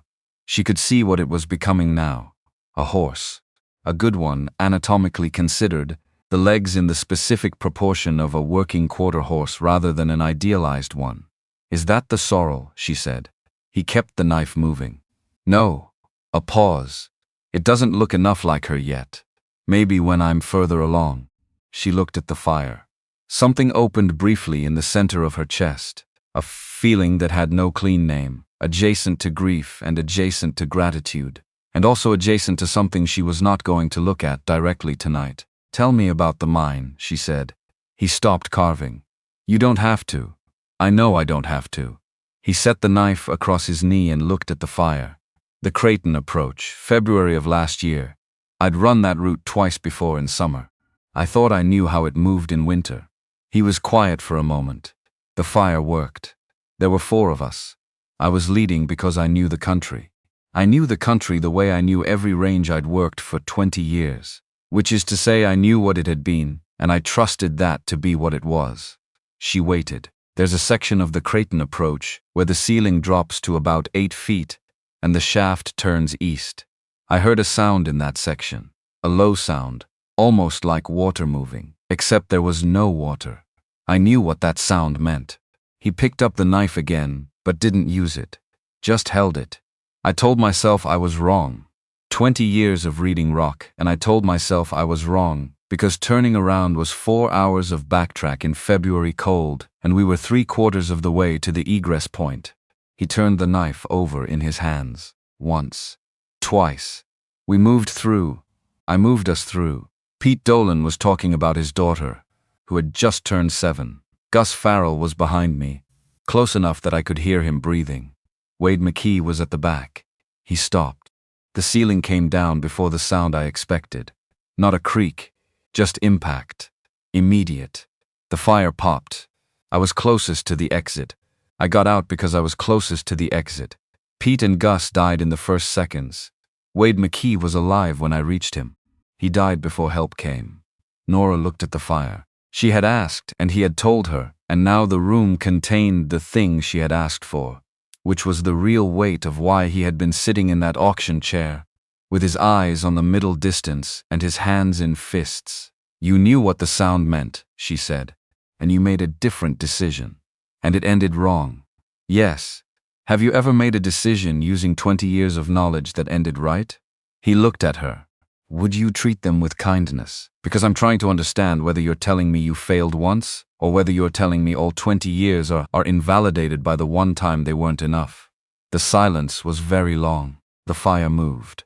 Outside the wind was beginning, the first suggestion of the storm he'd called 4 days ago, and which had in fact arrived, exactly when he said. No one has asked me that before, he said. Someone should have. He looked at the fire. Then at the horse he was carving. Then at her, and the look had something in it she'd never seen on him, not vulnerability exactly. That was too soft a word for what it was. More like the expression of a man who has been standing at the edge of a place he thought was impassable and has just seen, for the first time, what might be a way through. Emmett, she said, because she owed him this much of herself in exchange for what he had just given her. He was a good man, a genuinely kind man, in the daily way that kindness requires. Patient with cattle and with people and with me. She looked at her hands. He also did the thinking for both of us. I let him because he was good at it, and because it was easier, and because I didn't know yet that I was letting him, that I was treating his competence as a substitute for mine. She looked at the fire. I know that now. I don't know if I would know it if he were still here. Neither of them spoke for a while after that. The storm arrived fully overnight. By morning, the window showed nothing but white moving white. The kind of storm that erases direction from the landscape and leaves you with only the immediate, only the stove and the walls and the person in the same room. She fed the fire. Would you treat them with kindness? She checked the lean-tos through the blizzard, fighting the wind to the cattle and finding them alive and miserable and together, the way cattle were smart enough to be in cold. She came back in with ice in her hair and her ow quack lens stiff along the shoulders and stood by the stove until her hands worked again. Wade was at the table with the map he'd been drawing, a charcoal rendering of the approaches to the ranch from memory and her descriptions, corrected and recorrected over the past weeks. He had added something to the north edge of the map that she hadn't seen before. Positions. Small marks indicating elevation and sightline. I've been thinking about the ridge, he said without looking up. And, if Greer moves before Marsh gets back from Pueblo, he'll come from the ridge, not the road, not with serious numbers. The ridge gives him height and approach angle. He traced a line on the map. But the ridge also gives us something. If I'm positioned here, he tapped a point on the map's north edge elevated and stationary. I have line of sight across the entire approach. Longer range than the Heen. Cleaner angles. You can't get up the ridge, not alone. She looked at the elevation point he'd marked. That's steep ground. In winter it's worse. I know. He looked at her. I'm not saying we try it now. I'm saying that when the day comes, and it will come, I need to know whether the ridge is a possibility. She looked at the map, at the mark he'd made, at the distance between the ranch and the point he'd identified as the position that would change the geometry of whatever came next. Clara Oren helped me shift that boulder on the east line in October, she said. Before you came. She's stronger than she looks. Get her. She'll want to know why. Tell her why. A woman who helps move boulders for a neighbor in October already knows why she's going to be asked. The storm lasted 3 days. Would you treat them with kindness? On the second day, when the wind had dropped enough to carry words across a room, without having to raise her voice over the rattling windows, she asked him the question she had been building toward for the entire duration of the storm's first 2 days. What do you want? She said. When this is over, what do you see? He was quiet long enough that she thought he wasn't going to answer, which was his right, the same as it had been her right when he'd asked her something she wasn't ready for. Then he turned the coffee cup in his hands. A winter where I don't wake up thinking I'm still in the mine, he said. A morning where I get outside before 8 o'clock and the work I do in the next 3 hours matters to something real. He looked at the cup. I used to know the high country above 12,000 feet, the way a man knows his own house in the dark. I'd walk out onto a ridge in February and know exactly where every step was going and what the rock was doing under the snow. I can't do that anymore. He set the cup down. But I can know this ranch. I can know the 60 acres in the Sui and the approach from the North Ridge and where the cattle go when they're uneasy. I can know those things the same way, if I'm allowed to be here long enough to know them. She looked at him, at the large weathered face and the scarred jaw, and the gray-blue eyes that were looking at the cup with the discomfort of a man who has said a true thing and is waiting to find out what it costs. You're not a hired hand, she said. He looked up. You haven't been a hired hand since the first week. I don't know what you are exactly, but it's not that, and I'm not going to keep describing it that way. The fire moved. The storm pressed at the walls.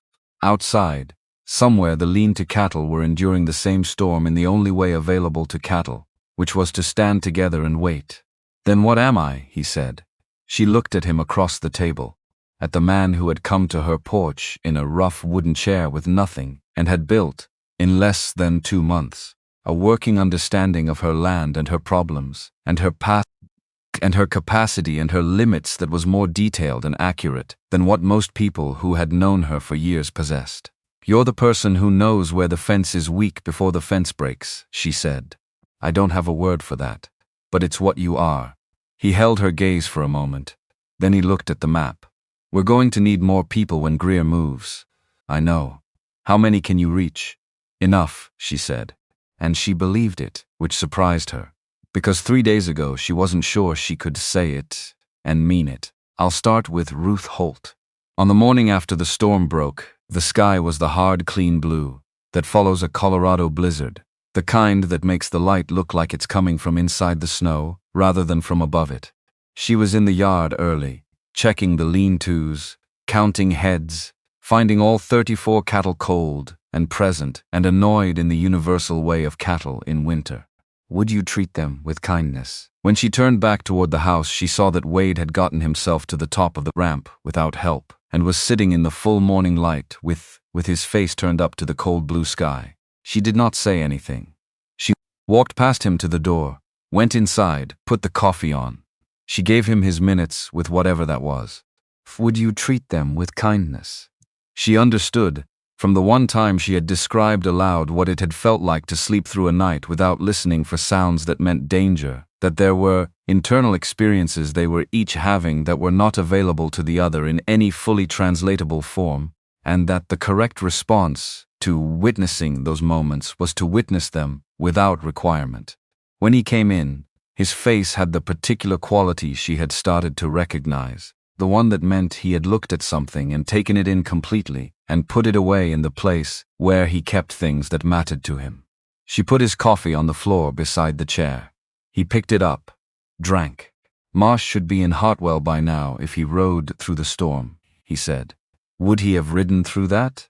Depends on which matters more to him, the rib or the reason. She thought about Colt Marsh's tired, pale brown eyes and the set of his jaw when he'd put the documents on the table. The reason, she said. Then he's in Hartwell. She poured her own coffee and sat down. The morning light was coming through the kitchen window at an angle that lit the table between them in a way that made everything on it. The coffee cups, the charcoal map, the carving knife he'd left lying flat, look more present than usual, more specific and real. This was what she had, kindness. This, she thought, this table and this light and this man with his coffee and his knowledge of her 60 acres and his 3 dead friends, whose names he carried in the specific weight of his hands when he wasn't moving them. This was what she was defending. She had been defending it since October, without exactly knowing she was defending it. Now she knew. How long before Greer decides Marsh is the problem and not just a witness, she asked. He already knows Marsh is a problem. He's been waiting to see whether the problem resolves itself. He looked at the map. When he finds out Marsh rode to Pueblo, he'll know it didn't. And then we find out how fast he can move 25 men in December. She looked at the table, at the coffee going warm, at the window where the blue sky had no opinions and offered no help. Fast enough, she said. It was not a question. Probably, he said. It was not reassurance. She picked up her coffee and drank it and thought about Ruth Holt and the Fisk brothers and Lau Garrett, who had been in the war and did not sit in rooms with only one exit.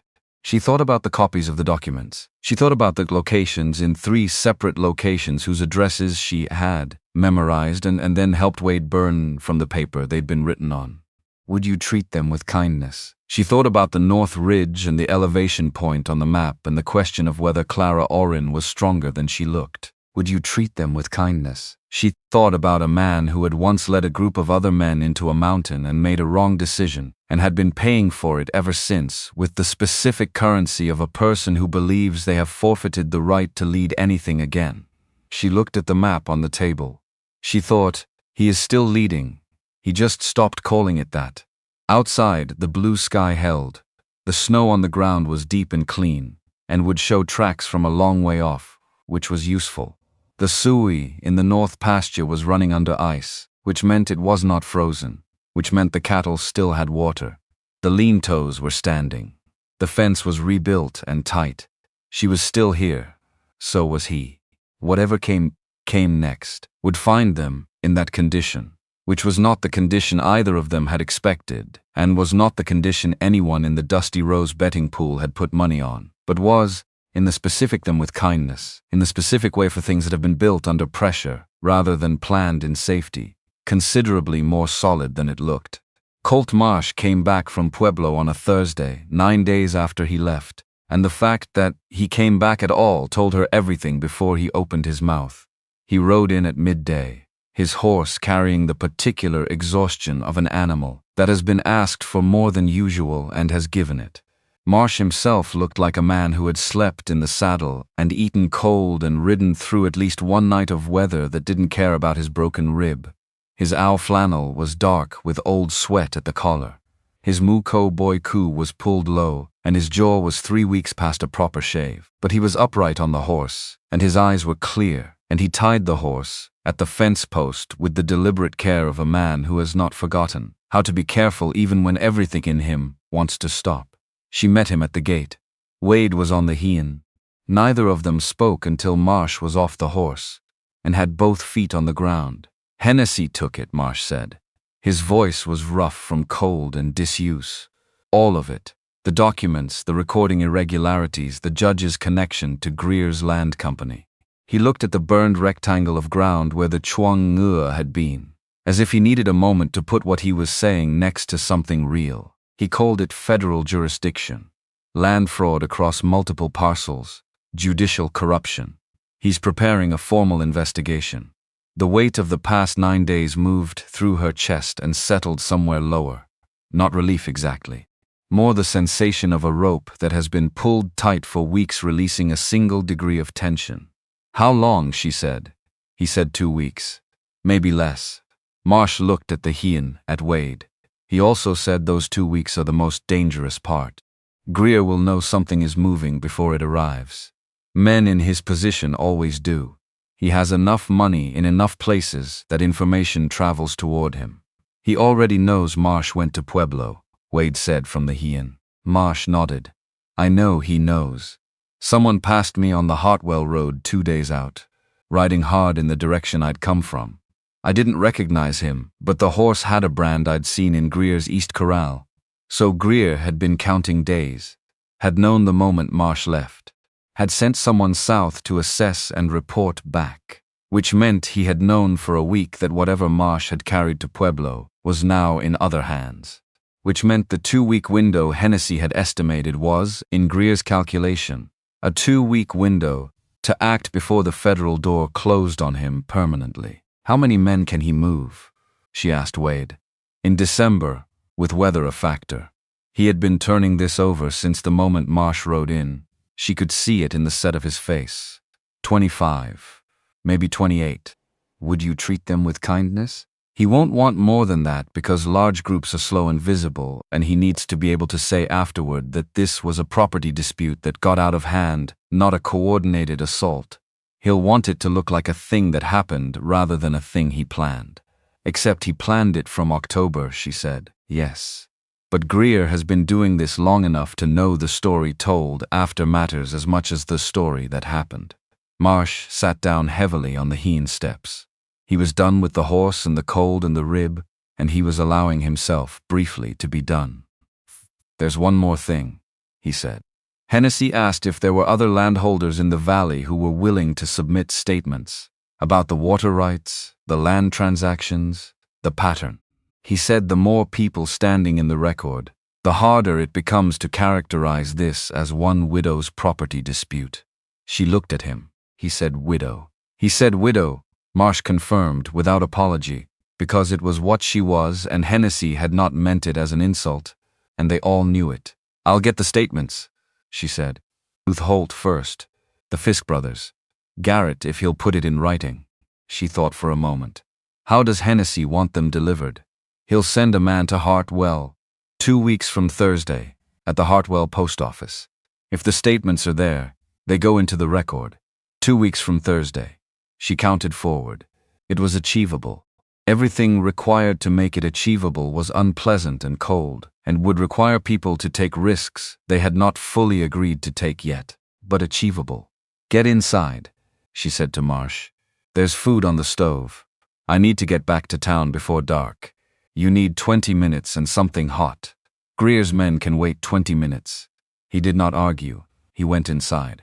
She stood in the yard and looked at the North Ridge for a moment, the long line of it against the December sky, the stands of pine that were the last dark color in a landscape that had gone uniformly pale.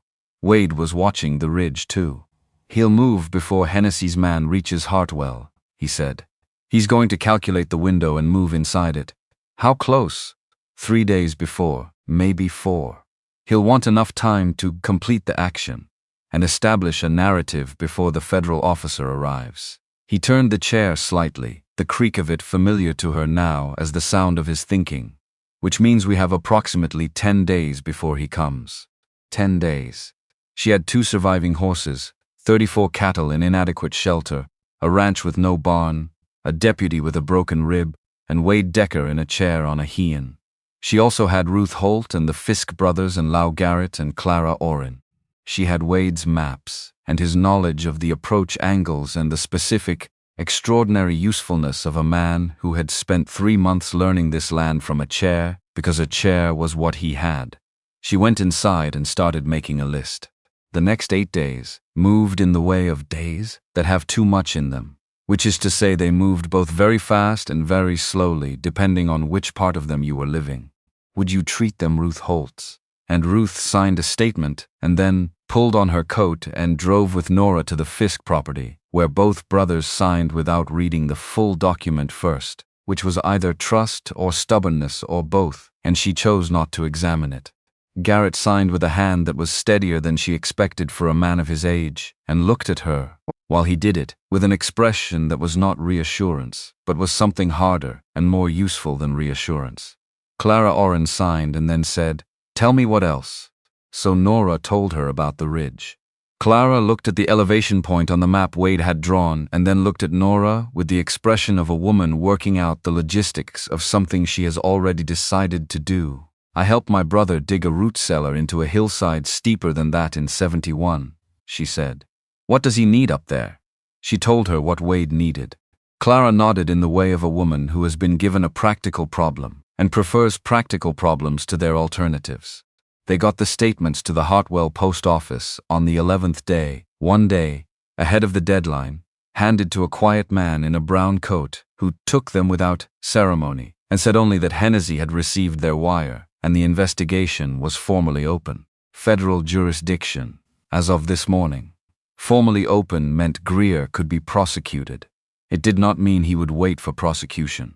Would you treat them with kindness? She drove back in the dark with the temperature dropping in the specific plummeting way of December nights when the cloud cover breaks and the cold has a direct line from the sky to the ground.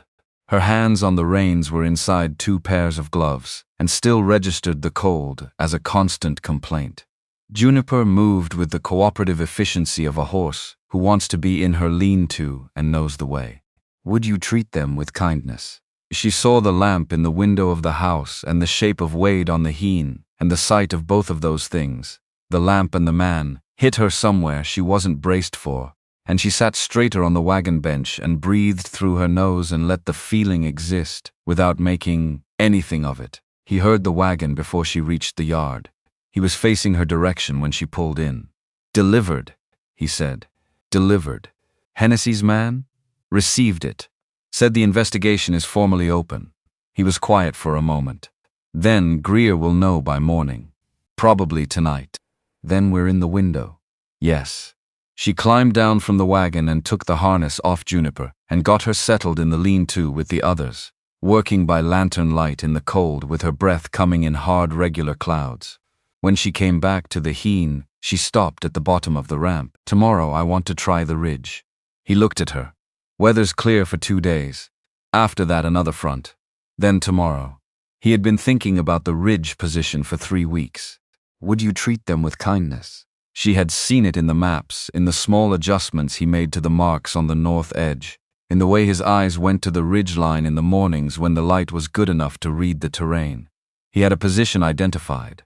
He had a route up identified, the only route with enough flat sections to make the chair viable with help. He had calculated the sight lines from memory, and from her descriptions, and from the one time she had hiked up to the position herself and described what she saw, while he asked her specific questions about angle and distance, and the specific shapes of the rock faces that would break wind versus the ones that would channel it.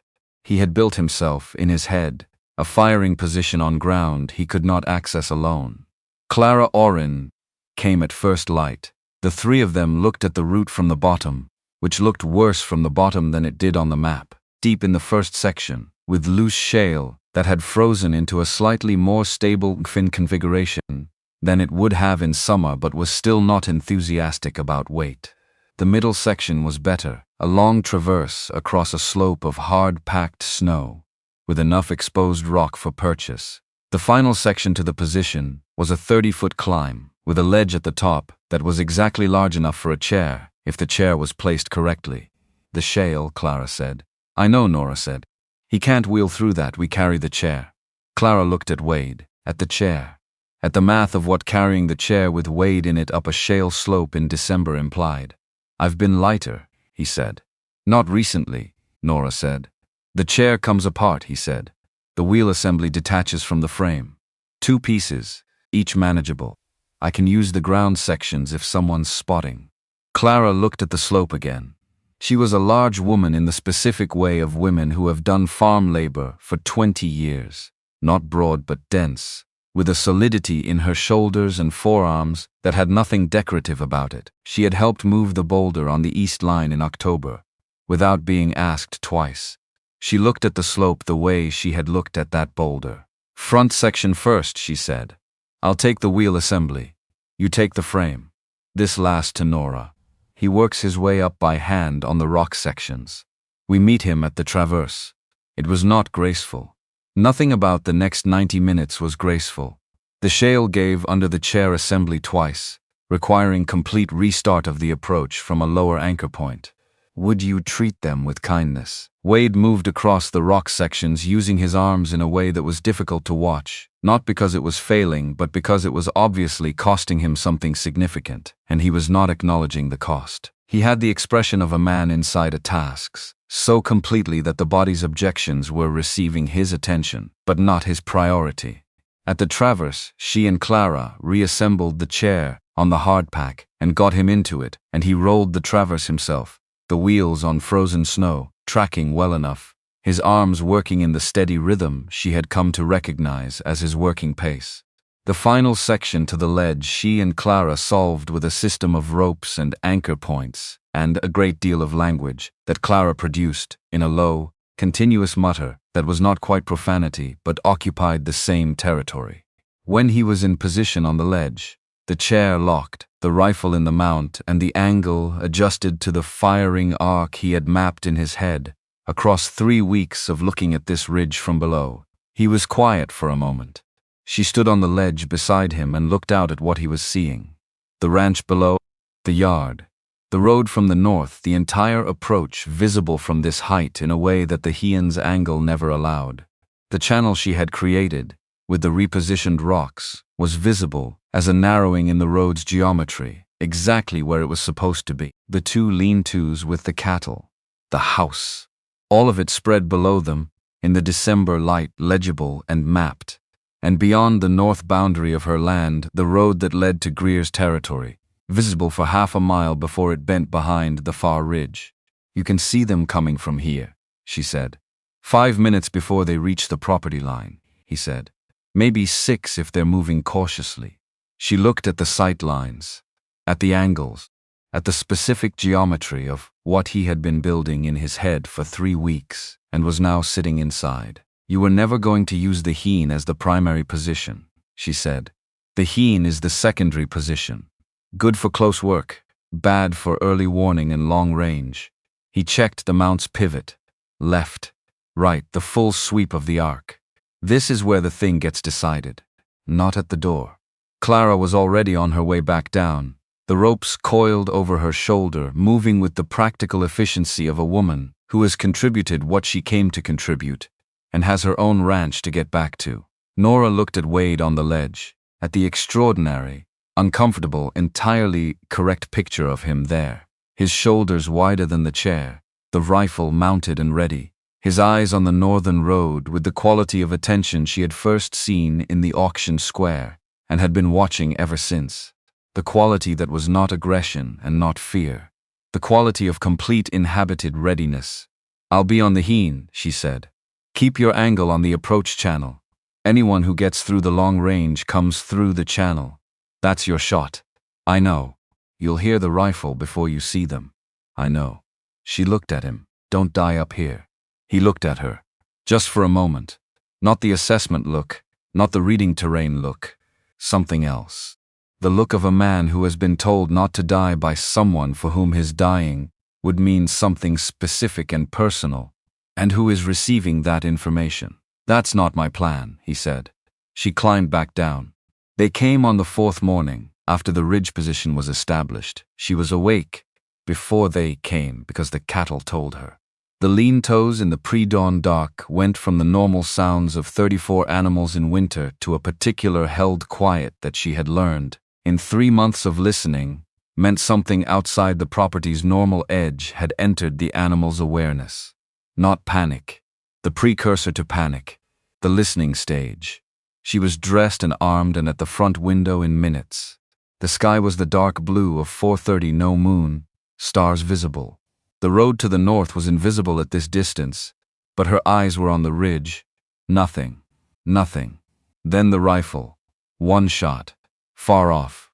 The ridge position. She was through the front door before the echo finished. The yard was dark and with kindness. The yard was dark and cold, and she could see nothing yet, but she trusted the shot's direction and moved to the southeast corner of the house where the approach channel narrowed, where she had the firing angle Wade had marked on the map, and she crouched behind the stone water cistern that she had moved there 2 weeks ago for exactly this purpose, and she waited, because waiting was the hardest part, because the rifle on the ridge went again, twice, with the deliberate, unhurried rhythm she knew, and she heard something that might have been a shout from the direction of the north road, far off, and she held her position and did not go to look because her position was not the north road, and moving from it would undo 3 weeks of preparation in the span of one impulse. The Fisk brothers came in from the east. She heard their horses before she saw them, coming over the ridge on the east side where they had agreed to position before dawn. 2 riders moving fast. No lanterns. They split at the property line, Dillard going south along the fence, the younger Fisk coming toward the house at a canter. From the north, more riders. She could hear them now, the percussion of many horses on frozen road, which is a specific sound that carries far in cold air and tells you not just that horses are coming but how many and how fast. Fast. not cautiously. Greer had decided that speed was the argument. She counted the shots from the ridge. 4, 5. The intervals between them were not panicked. They were considered. Would you treat them with kindness? She thought about Wade up there in the dark on the ledge with the wind off the mountains and the temperature well below what any person should be sitting in without moving, holding that interval steady, and something moved through her that was not the time to examine, but was very present. 6 riders came through the approach channel. Not 28. 6. Which meant the rest of them had stayed back at the road, which meant the shots from the ridge had communicated something that changed the original plan, which meant Wade was doing exactly what he was up there to do, which was alter the geometry, before anyone reached the yard. The 6 riders came through the channel at the speed that Greer's men were using, which was the speed of men who had expected no serious resistance and had not yet received enough information to revise that expectation. She let the first 2 through. She took the 3rd and 4th, with 2 shots that she would think about later, much later, in the quiet, and did not think about now. The 5th treat them with kindness. The 5th short when the 4th went down. The 6th turned the horse entirely and went back through the channel at the speed of a man who had received enough information. The 5th sat his horse in the channel for a moment. She could see him clearly now, the sky beginning to gray at the east edge. He was young. He was looking at the 2 men on the ground and then at the house and then at the 2 men on the ground again, with the expression of someone for whom the evening had developed in a direction he had not prepared for. "Ride back," she said, not loud, clear. "Tell Greer what you saw." The young man rode back. The Fisk brothers had taken the east fence line and held it against 4 more of Greer's riders who had come wide to avoid the channel. She heard the shooting from the east, 3 exchanges, then silence that stretched long enough to be conclusive. Dillard Fisk appeared at the south corner of the house with his rifle on his shoulder, and his face reporting nothing because Dillard Fisk's face generally reported nothing. 4 on the east came back, he said. 3 of them did.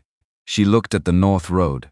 The dawn was coming in properly now, the sky over the eastern ridge going from dark blue to the pale gray that precedes the actual light. She could see the road. She could see the remaining riders on it, stopped, a cluster of horses and men at the boundary of her property, 200 yards north. She could see at the front of the cluster Silas Greer. He was still on horseback. The owl quack za. Even at 200 yards, in the half-light of a December dawn, she recognized the posture of him, the way he sat a horse like a man who has always sat at the front of things. He was looking at the yard, at the 2 men in the channel, at the house.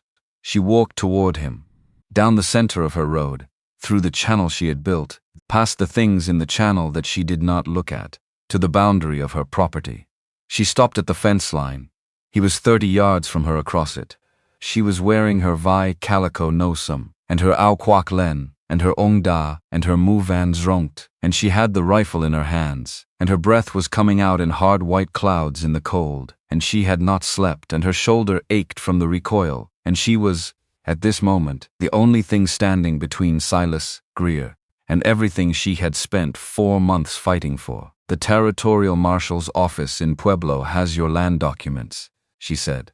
Her voice was level. It cost her to make it level, and she paid that cost without showing it. "The investigation opened 3 days ago. Federal jurisdiction.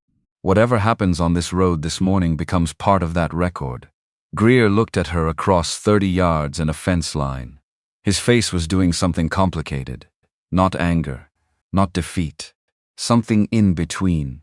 The expression of a man who has played a long game and has arrived at the point where the game's outcome has become legible, and the outcome is not what he planned. "You should have taken the offer in October," he said. "You should have made a different offer," she said.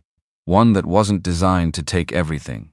He looked at the yard, at the house, at the lean-tos where her cattle were alive and present, at the east fence line where the Fisk brothers were visible, at the ridge where, she knew, though Greer did not yet know, a man in a chair was holding a sight line on this exact conversation.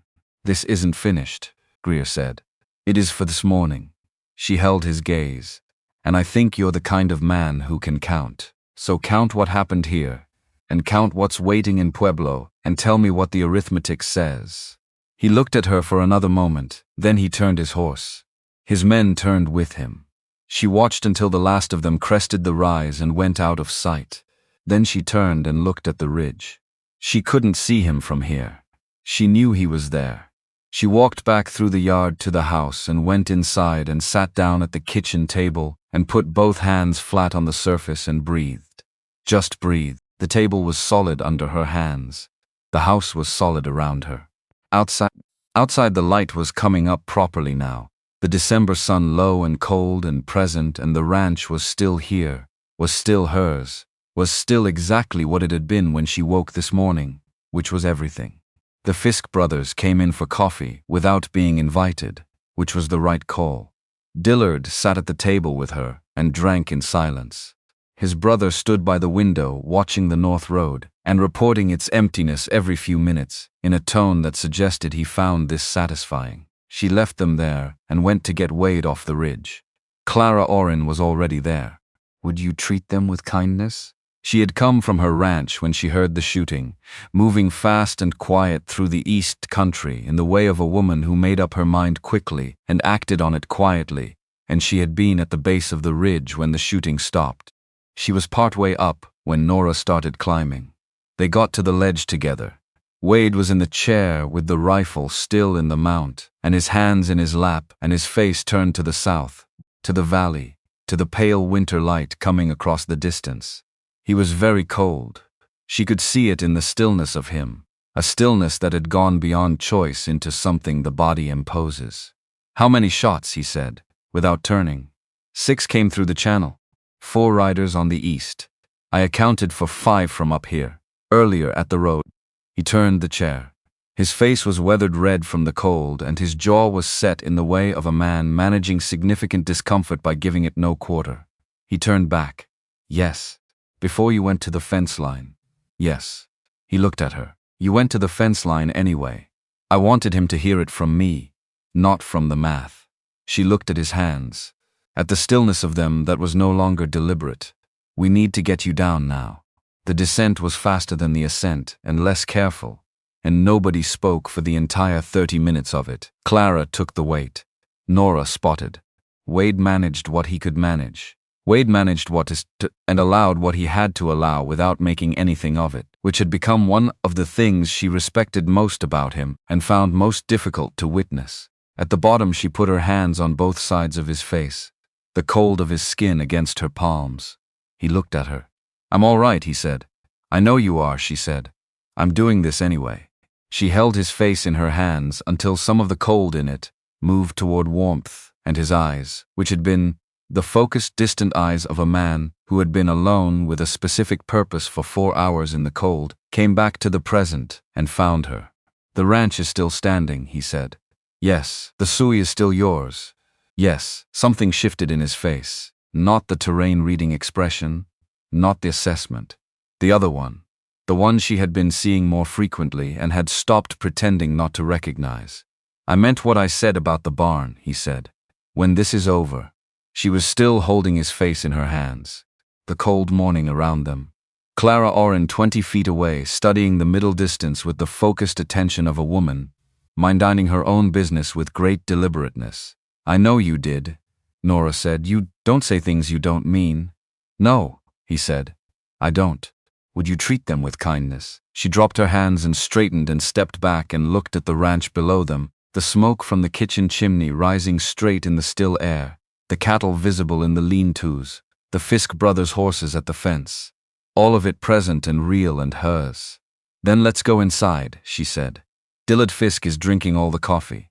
The territorial marshal's men arrived 11 days later. Four of them, with Hennessy himself riding at the front. They came down the road from the north at a pace that was not urgent because it did not need to be urgent. The urgency had already been spent. They went through Grover's Bend first, which she learned from Ruth Holt, who had seen the riders pass through at mid-morning and had sent word immediately by the younger Fisk, who had become, in the weeks since the fight, a kind of informal messenger between the ranches, in the way that necessity creates roles for people who are willing to fill them. She heard what happened in town afterward from Marsh, who told her with the quiet satisfaction of a man reporting on a thing he had believed possible when most people had told him it was not. Hennessy had gone to the courthouse, had presented the federal warrant to Judge Hale, who had gone a specific color that Marsh described as the color of old ash. Would you treat them with kindness? Greer had been at his main property when the marshals arrived there after the courthouse, which meant he had not had time to run, which meant the geometry of what Wade had been building across 3 months. The angles and the positions, and the specific calculation of making things expensive, had held all the way to the final number. Greer was taken in his vest and his clean shirt and his polished which was, Marsh said, exactly as it should be.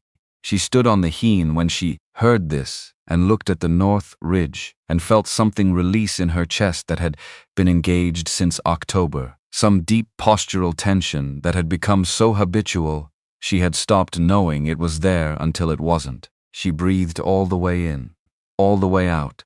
Wade was in the yard, working on the design for the new barn.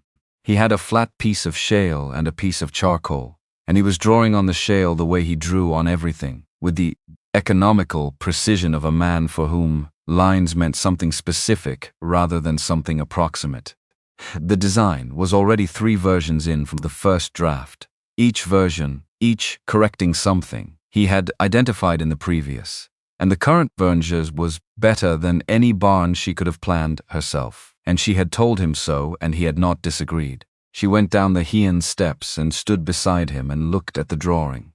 You moved the main post, she said. The original position would have created a dead angle from the south window of the house. He did not look up from the shale. If I never want to think about dead angles again, I'm at liberty to say so. But I'd rather not build something that creates a problem we'll notice later. She looked at the corrected post position. He was right, as he was usually right, about things he had looked at carefully. When can we start? Spring. The ground will be workable in March if this winter breaks normal. He set the charcoal down and looked at the drawing. I'll need lumber from the Hartwell mill, and 2 men for the heavy framing. The Fisks, if they're willing, they'll be willing. He looked up from the drawing, at her, the gray-blue eyes in the weathered face, the lines of him that had become as familiar to her as the lines of her own land. And after the barn, he said. After the barn, whatever comes after the barn. She looked at the north ridge, at the road, at the 60 acres going pale in the winter light. There's a fence on the east line that needs replacing in the spring, and I want to add 8 head of cattle when I can afford it, which might be by summer if the prices hold. She looked at him. And I'd like someone to keep doing what you've been doing, which is knowing this place before it tells me what it needs. He was quiet for a moment. He picked up the charcoal and made a small correction to the drawing. That's not a hired hand's job, he said. No, she said. It's not. The word between them was not spoken. Some words do not need speaking. Some agreements are made in the precise quality of a silence that both people choose not to fill. And what is understood in that silence is more binding than the stated version would have been, because the stated version can be negotiated, and the understood version simply is. She sat down on the step beside his chair. Not close, not touching, just beside. The way she had learned to be beside him, which was with the particular attention of 2 people who have learned each other's silences and no longer need to fill them. The afternoon light came across the valley the way it did in December, low and lateral, catching the snow on the north ridge and making it bright, making the bare aspens along the Sui stand out in hard relief. Everything clear, everything exactly where it was. The cattle were in the lean-tos. The 2 horses were in the other lean-to. The yard was quiet. The road to the north was empty in the way of a road that has been emptied of the thing it was carrying and can now be simply a road again. Would you treat them with kindness? Ruth Holt sent word the following week that Garrett had begun organizing a barn raising for the spring, which was not something anyone had asked him to do, and was therefore exactly the thing he would do. Would you treat them with kindness? And that the Fisk brothers had committed their labor and their lumber connections, and that Clara Orrin was bringing food, which everyone knew meant the food would be better than it had any right to be given the season. Would you treat them with kindness? And in February, on a morning when the cold was at its specific February worst and the inside of the kitchen window had frost again for the third time that week, would you treat them with kindness? She sat down across from Wade at the table with 2 cups of coffee and a Cirque preacher's name written on a piece of paper, and she set the paper between them. He looked at the paper, at her, at the paper again. The Breaker Circuit preacher, she said. He comes through Grover's Bend in April. Wade picked up his coffee. He drank, he set it down. He looked at her with the expression that was not the terrain reading expression and not the assessment expression, but the third one, the one that had been appearing with increasing frequency since November, and that she had long ago stopped pretending to not recognize. April, he said. April, that's 2 months, it is. He picked up the charcoal from the table where he had left it, turned it over, set it down. You're certain? I'm not a person who does uncertain things, she said. You know that by now. He looked at the paper with the preacher's name. At the table. At her. I know that, he said. And the gravity of it, the completeness of the knowing, was in those 3 words in a way she would carry for the rest of her life. She picked up her coffee. He picked up his. Outside, the February cold pressed at the walls and found them adequate. The suey ran under ice in the north pasture. The lean-to cattle were alive and present and waiting, as cattle wait, for the season to change. In the yard where the chuangua had been, under the snow, the ground was still and frozen and ready to be something else in the spring. As, it turned out, were they.